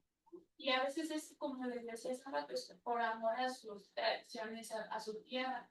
Entonces, ¿qué es lo que hacemos? Fomentar que, pues, si tú estás viendo a tu abuelita, a tu papá que está trabajando de sol a sol y lo hace porque va a sacar menos de una tonelada de maíz, pues tú piensas, no, él lo está haciendo porque ama su tierra, ¿no? Entonces, yo voy a seguir siempre y voy a cuidar esas semillas que llevan tantos años en mi familia, ¿no? Y pues muchas veces los jóvenes pues ya no lo quieren hacer, ¿no? Entonces, nosotros como que hacemos estos cursos también para que los jóvenes se acerquen, ¿no? Y lo estamos promoviendo. También existe lo que les decía, ¿no? La agricultura urbana, las amas de casa, más que nada, pues eso, ¿no? Impulsar el trabajo agrícola y rescatarlo. Um, Ahora viene también lo de las costumbres, ¿no? Que es lo que también mencionaba mi compañero. Pues muchas veces nosotros convivimos tanto, bueno, yo por ejemplo trabajé con un grupo de horticultores casi unos 4 años y ellos hicieron un proyecto les dieron un deshidratador solar, que es lo que muchas veces ya ven que en Navidad se consume mucho la fruta seca. Pues entonces toda esa fruta que está ahí tirada yo dije, pues vamos a hacer fruta seca, ¿no? Entonces fue un proyecto que pues estuvo trabajando esto y les dieron afortunadamente el deshidratador, una licuadora, un mostrador, varias cosas que les dieron y pues es eso, ¿no? Que todas las frutas, todo lo que esté ahí que sea parte de su vida, pues ellos lo puedan utilizar, lo puedan, digamos, aprovechar. Y no solo pues de manera sobreexplotar, como podemos decir, sino más bien estar en equilibrio, ¿no? Ni sobreexplotarlo, pero al mismo tiempo pues que se aprovechen. Claro, que no se pierda. Claro. Entonces la convivencia y las tradiciones que hay en los pueblos también tienen que ver mucho con la agricultura. Por ejemplo, ahora van a, pues no sé si sepan, pero cada año algunos agricultores bendicen su semilla, ¿no? Que es una práctica ancestral de que pues antes de sembrar, ellos bendicen su semilla para que les vaya bien. O antes de cosechar, ellos agradecen que van a cosechar algo, ¿no? Entonces son costumbres que pues ahí ustedes eso pueden documentar. Y es lo que decíamos, crear productores independientes, ¿no? Por ejemplo, pues ven, el señor tiene ahí su agua, él mismo va generando su semilla, una planta que ya va a terminar su ciclo fisiológico, su ciclo de vida, pues recolecta de ahí mismo su semilla y entonces ahí ya tiene el insumo para el siguiente ciclo, ¿no? Y entonces nosotros, ¿qué vamos a hacer? Enseñarles a hacer los fertilizantes para ya que más le falta, ¿no? Ya tiene el agua, ya tiene la semilla, ya prácticamente que no dependa de nadie, ¿no? Tenga que ser. Y también esto, ¿no? Lo que les decía de las colectas de maíz nativo, decían, bueno, en México la mayoría de las tortillas o de lo que comemos es maíz de Estados Unidos, ¿no? Maíces híbridos, que es lo que llega al país. Pero los maíces criollos que están en nuestro país, pues no mucha gente tiene la fortuna de consumirlo, ¿no? Solamente las personas que llevan años sembrándola y es como algo bonito, ¿no? Que ellos reciben o pueden, a cambio de todo el trabajo que hacen cada año, pues pueden consumirlo, ¿no? Entonces, pues eso, valorar y reconocer los años de experiencia y sabiduría ancestral de los agricultores en su semilla, en todo lo que hacen cada año en el trabajo pues, extra. Y pues también obviamente que se vea la diferencia, ¿no? De que ellos años trabajando solos y pues qué es lo que nosotros les aportamos a ellos, ¿no? O también hay veces, bueno, a mí me ha tocado como ahorita son algunos ya pues, productores pequeños, a pequeña escala, pues lo que se hace es impulsar que si hay terrenos no desperdiciados, ¿verdad? Baldíos o que no se están trabajando, pues apoyarlos para que esos terrenos se vuelvan a sembrar, se vuelvan a trabajar. Entonces también.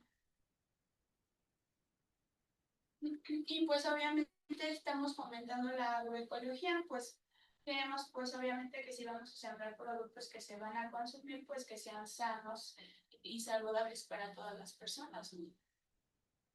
Que sí. Y crear consumidores finales conscientes, o sea, prácticamente pues el mercado donde se va a vender que sepa, ¿no? Que sepan toda la labor y todo lo que hay atrás de los productos que ustedes van a consumir.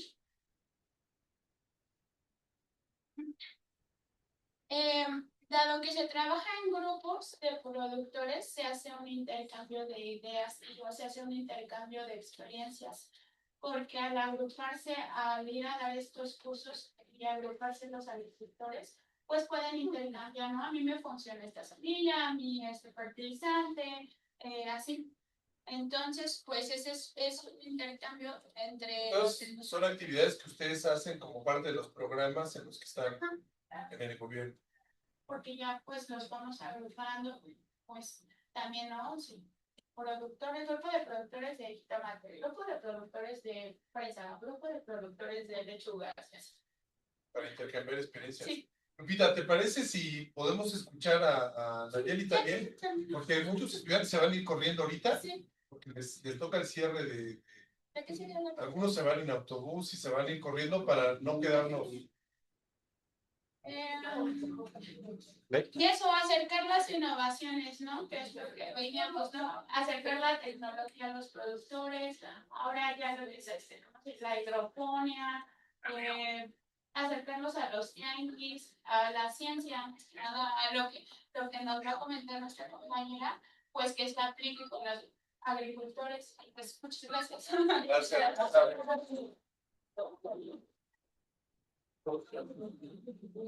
Miri, ¿cuánto tiempo? Porque... A ver. Sí,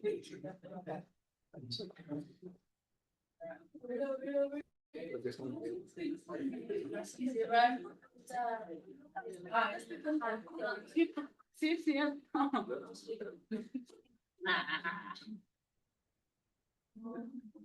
Sí, ya. Y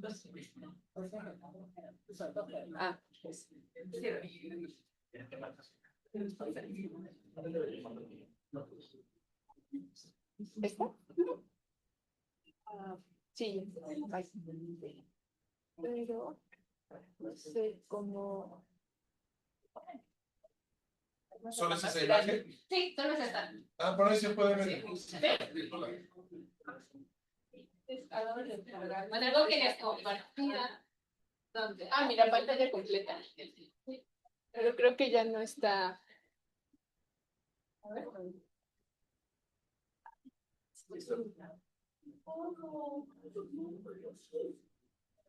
Bueno, algo que les compartía, lo que nosotros ahorita visualizamos en el Politécnico, es que muchas de estas especies, sobre todo de maíces criollos y tradicionales, están desapareciendo en México. Entonces nos dimos a la tarea de acercarnos a los pequeños agricultores para obtener este cereal, que es el maíz, de diferentes tipos. Y por ejemplo, nosotros los estudiamos, este es como tal, el maíz se compone fundamentalmente de almidón. Y lo que podemos ver aquí es una fotografía del almidón. O sea, a simple vista nosotros no lo alcanzamos a ver, pero realmente de esta estructura es de la que depende la calidad nutricional que nosotros podamos llevar al mercado.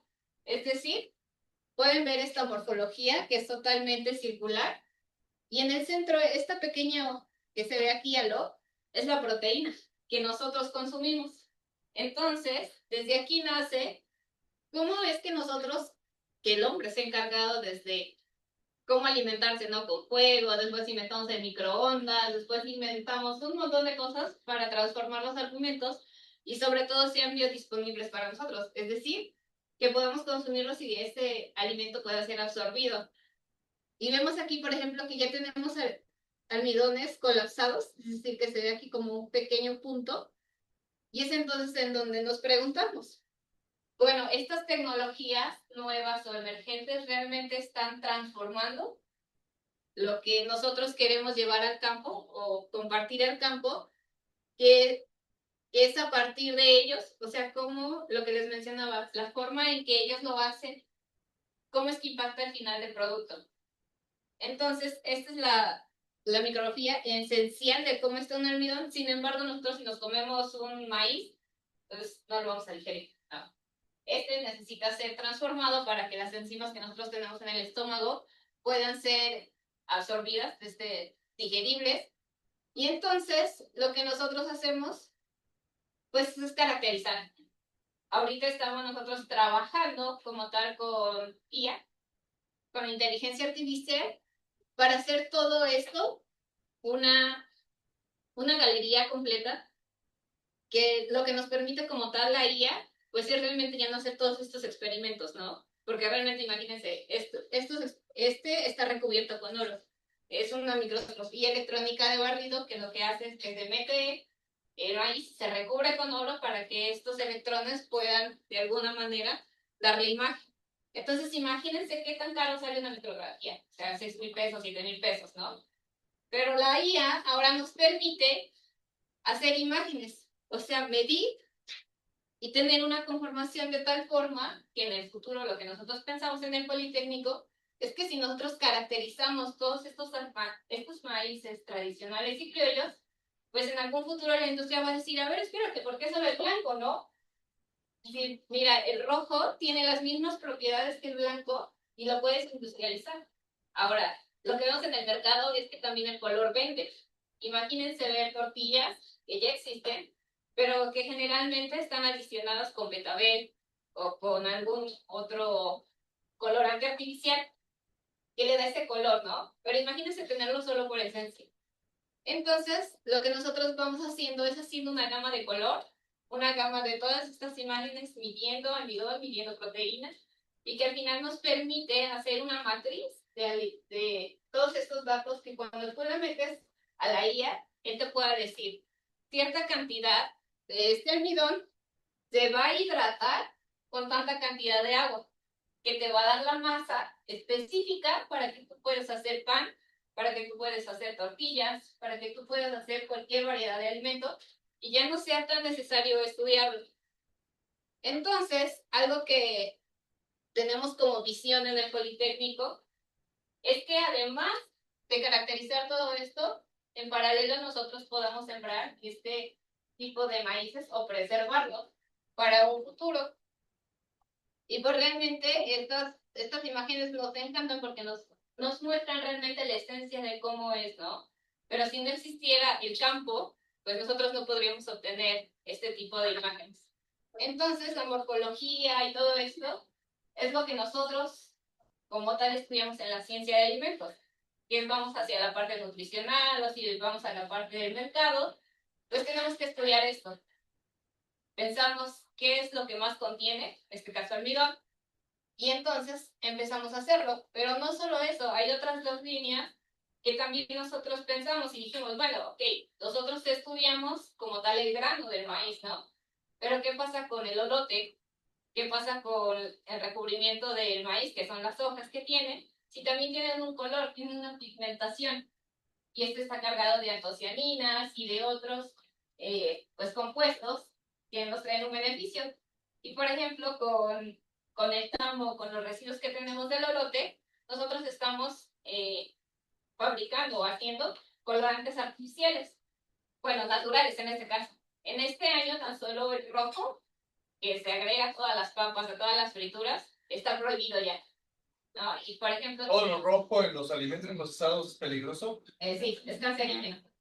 Pero Entonces, en fritacas de maíz, todo lo rojo es peligroso. es peligroso. De hecho, cuando ustedes van a una industria como Barcel o Sabritas, cuando hacen este cambio de papas tradicionales, las blancas, pero cuando cambian al rojo y del rojo al blanco, o sea, usan la misma máquina, solamente el colorante que se adhiere, ¿no?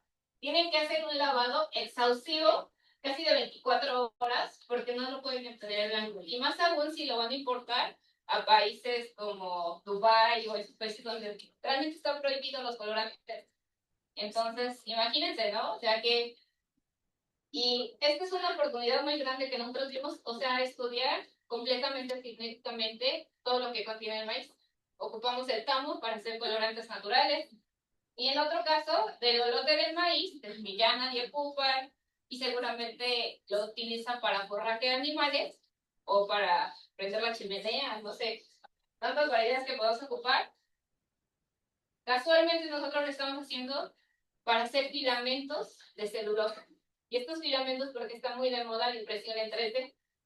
Entonces, imagínense, extraemos estos almidones extraemos la celulosa y estamos diseñando, estamos haciendo los filamentos que probablemente falta muy poco para que salga ya como tal el extruido y podamos nosotros imprimir en 3D, pero a partir del olote de maíz. El desecho de El estos desecho. aparente desecho. Entonces es como que a un grupo nos asignaron a mí en esta parte, la parte del cereal, a otra parte el tamo y otra parte el olote. Entonces, sinérgicamente, ya cuando lo sumamos, dices, wow, ¿no? O sea, si esto se lo decimos a los pequeños productores, que también ahora pueden vender el tamo, y ahora también pueden vender la hoja, porque eso realmente es un desecho para ellos, no lo venden.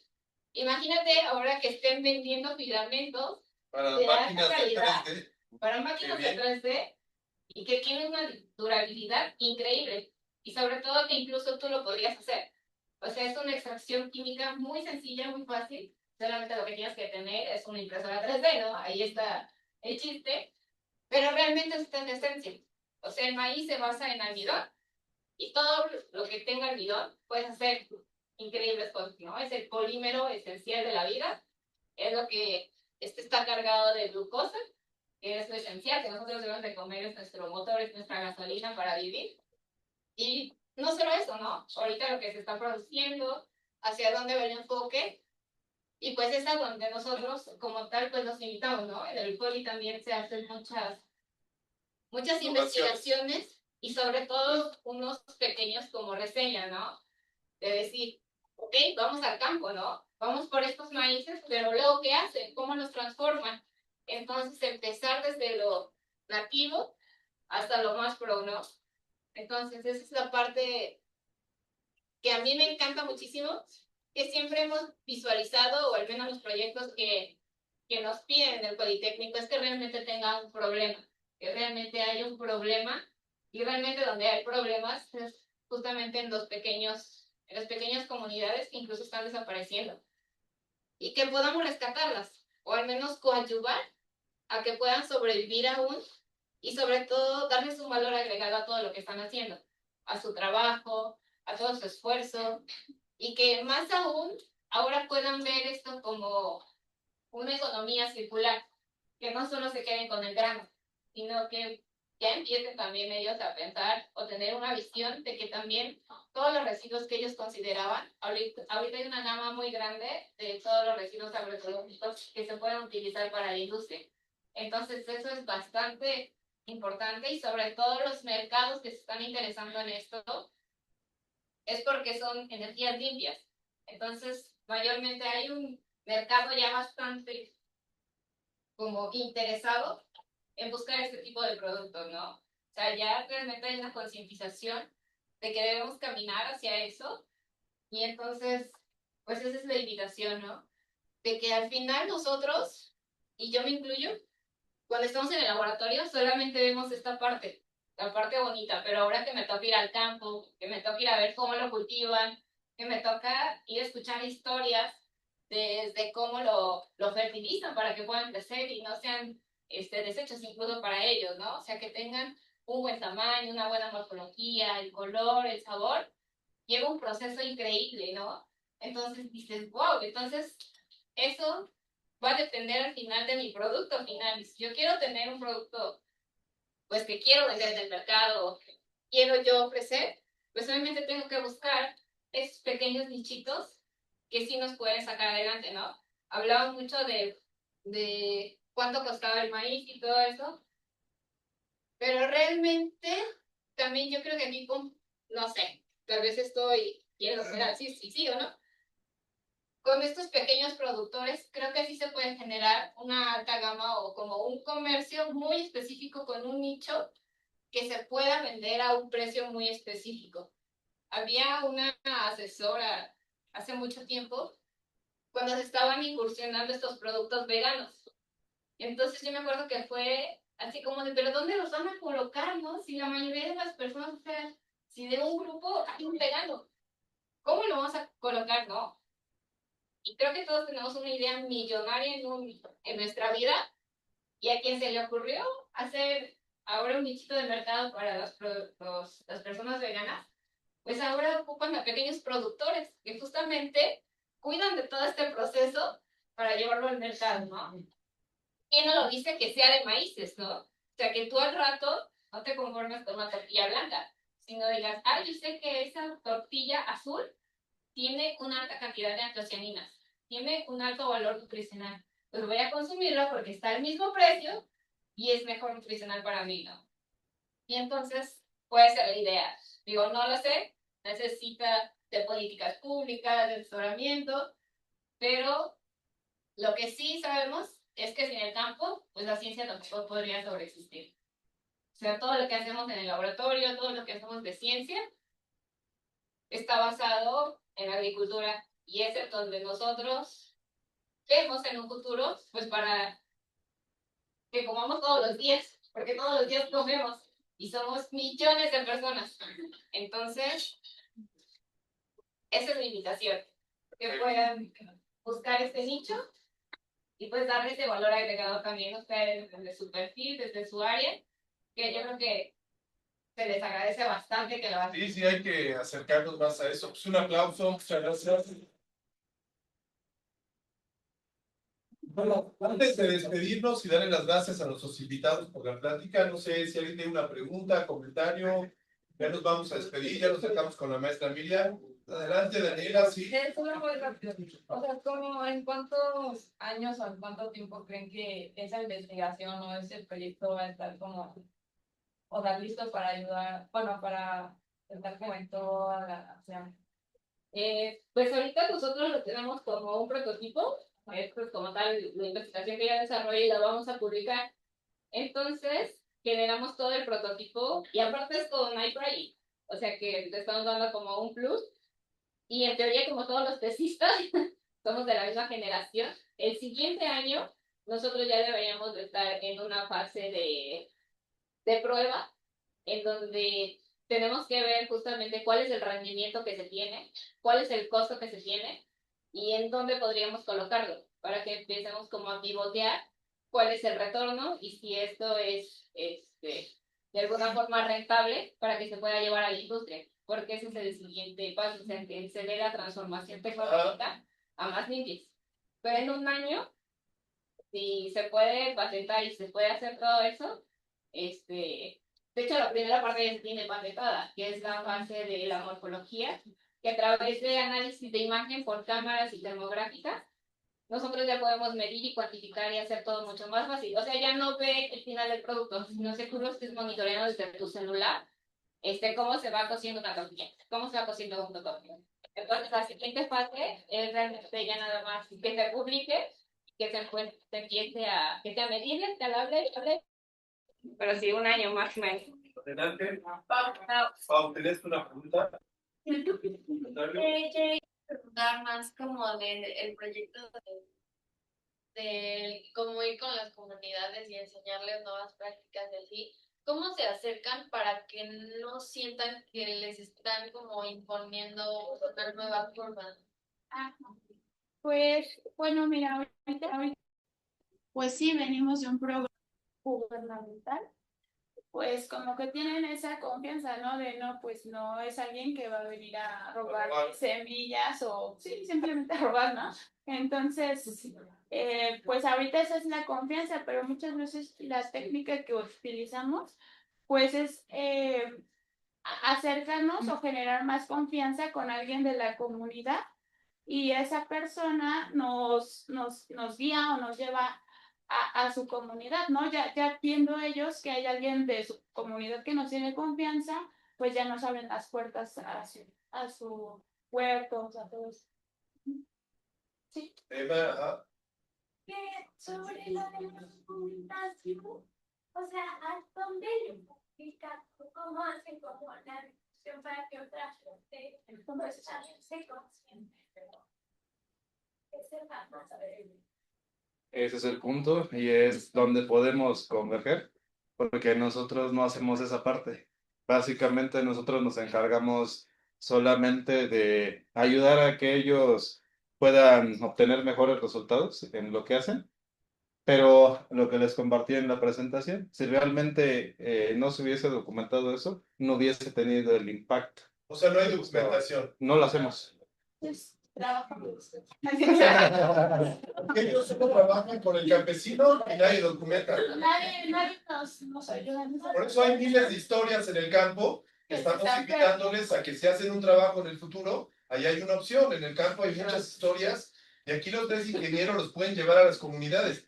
No nos han platicado, pero seguro han visitado cientos de pueblos, cientos de milpas, conocen campesinos, campesinas, niños, ancianos, con los que podemos llegar a través de ellos para platicar, para conversar, aprender de ellos. Y su trabajo de titulación para los que van a... Pueden hacer una campaña de publicidad, pueden hacer una película, un podcast, lo que quieran. Volteen también al campo, no solo historias de la ciudad. Y también es algo bonito porque apenas en esa comunidad que les contaba que trabajan la piscicultura, bueno, tienen peces y también tienen hortalizas y maíz. Trabaja conmigo un compañero que es biólogo y apenas íbamos a hacer las colectas de maíz nativo a un cerro y él le di un recorrido en todo el cerro para presentarle a estos productores y como ya son productores que yo conozco de años, pues me reciben con un abrazo, Inge, ¿cómo está? Inge, esto, y acompañarlo ahí para que los conociera, pues se me hizo algo muy, pues, entrañable, ¿no? Ver que se acuerdan de ti, de tu labor, del acompañamiento donde estuviste y que conoces esa zona. Hicimos prácticamente un recorrido circular en un cerro, entonces pues es algo que pues cada persona que recorrimos es una historia y es un trabajo que realiza y ahí es donde ustedes pueden hacer la documentación. Compañero atrás, por acá, Sandra, sí.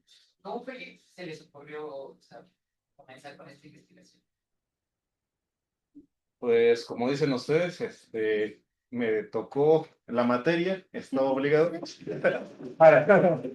Para nosotros es un trabajo, o sea, básicamente es nuestro día a día y ahí es donde van sucediendo las historias, donde van sucediendo las cosas, es parte del trabajo. En el caso de Nayeli es distinto, porque es Sí. una investigación que tú elegiste. Ajá, justamente, como les mencionaba, debe de haber un problema real que tú puedas coadyuvar a que, no solucionar, porque sí sería muy difícil solucionarlo, no erradicar como tal el problema, pero sí coadyuvar a que esto pueda tener alternativas y que pueda generar sobre todo un beneficio y sobre todo que se pueda, como les mencionaba, toda la investigación, todo lo que haga, todo lo que ustedes también realicen, pues que se pueda replicar, que sea medible, que sea cuantificable para que otra persona pueda compartir ese conocimiento y sobre todo para que traiga un bien.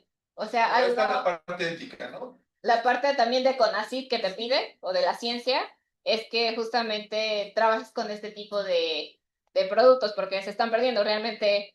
Sí, somos el primer consumidor de maíz, pero es de Estados Unidos. Entonces dices, a ver, espérame, ¿cómo está eso, no? O sea, al Estado le está interesando que justamente el maíz, el haba, el frijol y todas estas hortalizas, granos, cereales nativos, pues tengan otra vez ese valor, ese realce como se tenía anteriormente. Entonces lo tomas como un problema que tú puedes coadyuvar a través de la ciencia, de la agricultura, de todos los perfiles. Pero como tal es un problema que sí existe, o sea, es real.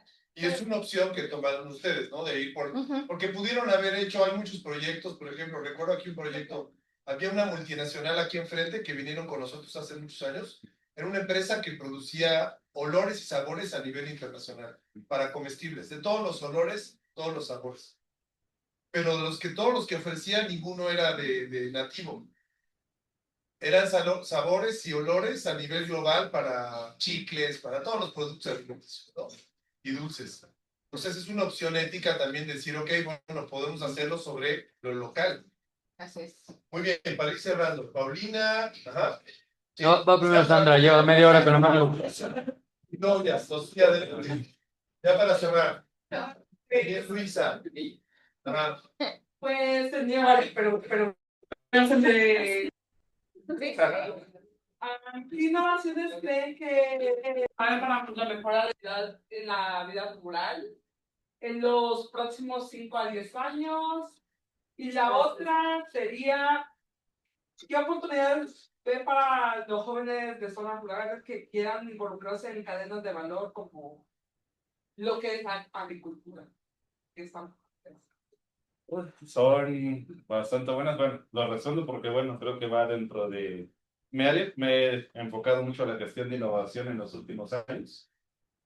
Y bueno, hay tendencias, justamente ya lo tocaban ahorita mis compañeras, que tienen que ver con la agroecología, con la reducción del impacto, ¿no?, que tenemos sobre la naturaleza. Pero a fin de cuentas, los procesos de innovación y sobre todo la innovación social vienen de algo que nosotros no controlamos.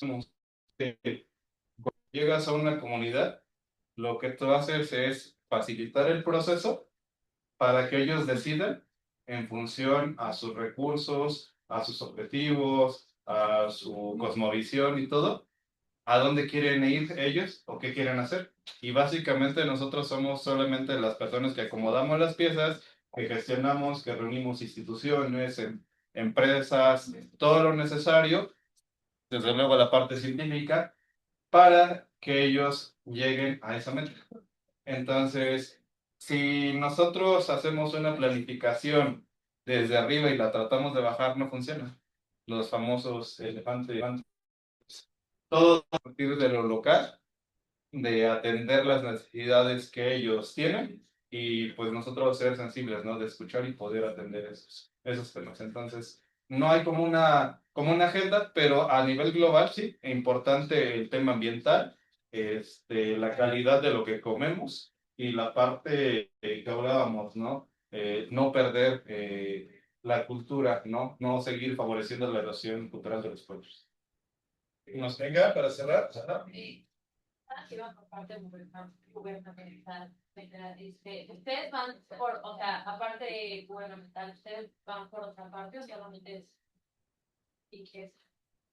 Pues es que muchas veces estos programas realmente cuando el periodo está vigente, pues hay que aprovecharlos. Y por ejemplo, en mi caso, aunque no me toque atender la zona o no me toque atender el grupo, pero conocemos alguna problemática y podemos estar ahí presentes, pues lo hacemos. Ya, por supuesto. Claro, y independientemente, pues siempre tratamos de tener proyectos, ¿no? Porque pues sabemos que si nosotros estamos fomentando a ser productores independientes, pues nosotros también tenemos que ser independientes, ¿no? Y también cuando no estamos en este ciclo de contratación, damos esa asesoría independiente o a los proyectos que conocemos, ¿sabes? ¿Qué problemáticas o dificultades han tenido, por ejemplo, en las cuestiones de enseñarle a otras personas sobre dedicarse a otros en proyectos, como para platicar entre ellos si ellos no tengan formación en agronomía o en temas de frontera? Bueno, La traducción. Pues no es creo que a veces es tan complicado cuando te integras a sus costumbres, a sus tratas como que de mimetizarte, ¿no? Y hay que hacer esa parte, como es justo la traducción, hablar con ellos en términos simples, no tanto tecnicismos, con ellos no les mencionamos por ejemplo, palabras, fisiología, fotosíntesis, todas esas cosas que manejamos. Básicamente es acercarnos, ¿no? En términos de lenguaje y tenemos cierta preparación para este tipo de trabajo también. Hay algo que se llama el aprendizaje de adultos. Un adulto no aprende igual que nosotros, tiene objetivos distintos, entonces hay toda una metodología, pero sobre todo, bueno, resumiendo a los grandes rasgos, a los adultos lo que les motiva mucho es la solución de problemas, que seas muy concreto, ¿sí? Y sobre todo que en el proceso seas práctico, un adulto aprende haciendo. Si tú vienes, como ahorita estamos nosotros, les contamos lo que hemos... Te imaginas las cosas, pero cuando un agricultor, tú haces con él, mete las manos, él se involucra de su parte y logra apropiarse de esos conceptos, ¿no? Ese conocimiento en sus propias palabras y es capaz de transmitirlo a otros productores. Cuando él es capaz de hacer esas cosas, los demás se acercan, se genera confianza y se van formando ese tipo de grupos. Y así es como vas entrando. ya te contó que funcionó, lo hizo tu vecino, pues también lo vas a querer hacer. El próximo semestre vamos a ir con Paulina que nos lleve allá a los terrenos de los aguacateros. Bueno, pues algo que quieran comentar, Ali, ¿se quedó con ganas de decir algo, preguntar? No, ya. ¿Todo bien, Luisa? Habías mencionado que es como un poco riesgoso el tema aquí en México de que haya La defensa del medio ambiente. la defensa del medio ambiente. Ustedes que ahorita tienen como su campo de arte, no han recibido como... Bueno, yo estoy en la parte sur del estado en donde hay límite con Guerrero y Morelos. Y directamente no, pero esas personas están muy interesadas en estuve en ese lugar. Y hablas y platicas, incluso las tienen, estás en un taller de capacitación, en una reunión, y están ahí, ¿no? Están escuchando, pero mientras tú te mantengas el tema que para el que estás, en este caso de trabajo con productores, de asesoría y eso, no hay tema alguno. En algunos momentos sí se tocan temas sensibles, por ejemplo, no puedes hablar o organizar un tema de comercialización, por ejemplo, allá, con el agave. ¿Saben qué? Ya no vamos a vender a esta persona, vamos a organizarnos, vamos a destilar y vamos a vender en otro lugar, ¿no? Por nuestra cuenta. Entonces, cuando empiezas a tocar esos temas que son como de interés para ciertas personas, sí se hacen riesgos. Entonces, no tenemos como la libertad absoluta de hacer lo que queremos en ciertas zonas. Sí, entonces, a veces nos acotamos nada más hasta donde es permitido. Desgraciadamente es la realidad, ¿no? O sea, en confianza se los digo, hay cosas que no se pueden hacer. Bueno, pues un aplauso, muchas gracias. ¿Quieres comentar algo, Chulis? Bueno, rápidamente agradecerles esta ocasión, la verdad que yo he aprendido muchísimas cosas en estas 2 horas. Agradezco mucho la aportación y yo creo que los alumnos y los alumnos también han contribuido muchísimo, sí. Y yo básicamente solamente compartir, pues aquí yo estoy metido en el rock urbano.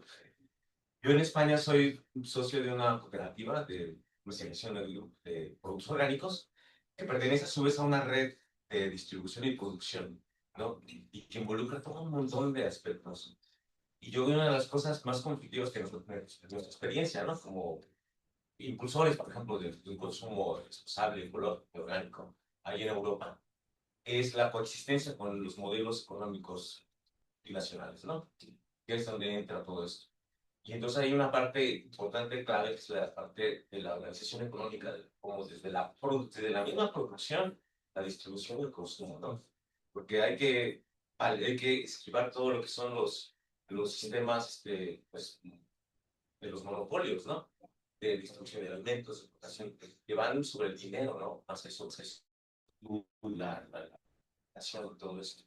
Pues yo creo que hay una parte pedagógica importantísima que hay que hacer con respecto a la concienciación, porque en la medida en que los consumidores, los ciudadanos, tomen conciencia del consumo responsable de alimentos, es como se van a cambiar las cosas, ¿no? Y en el ámbito está conectado con procesos de desestatización de derechos humanos y de todo eso. Entonces es muy amplio, pero yo admiro mucho lo que están haciendo, es un esfuerzo inmenso, ¿no? Que están haciendo ustedes. Pues muchas gracias.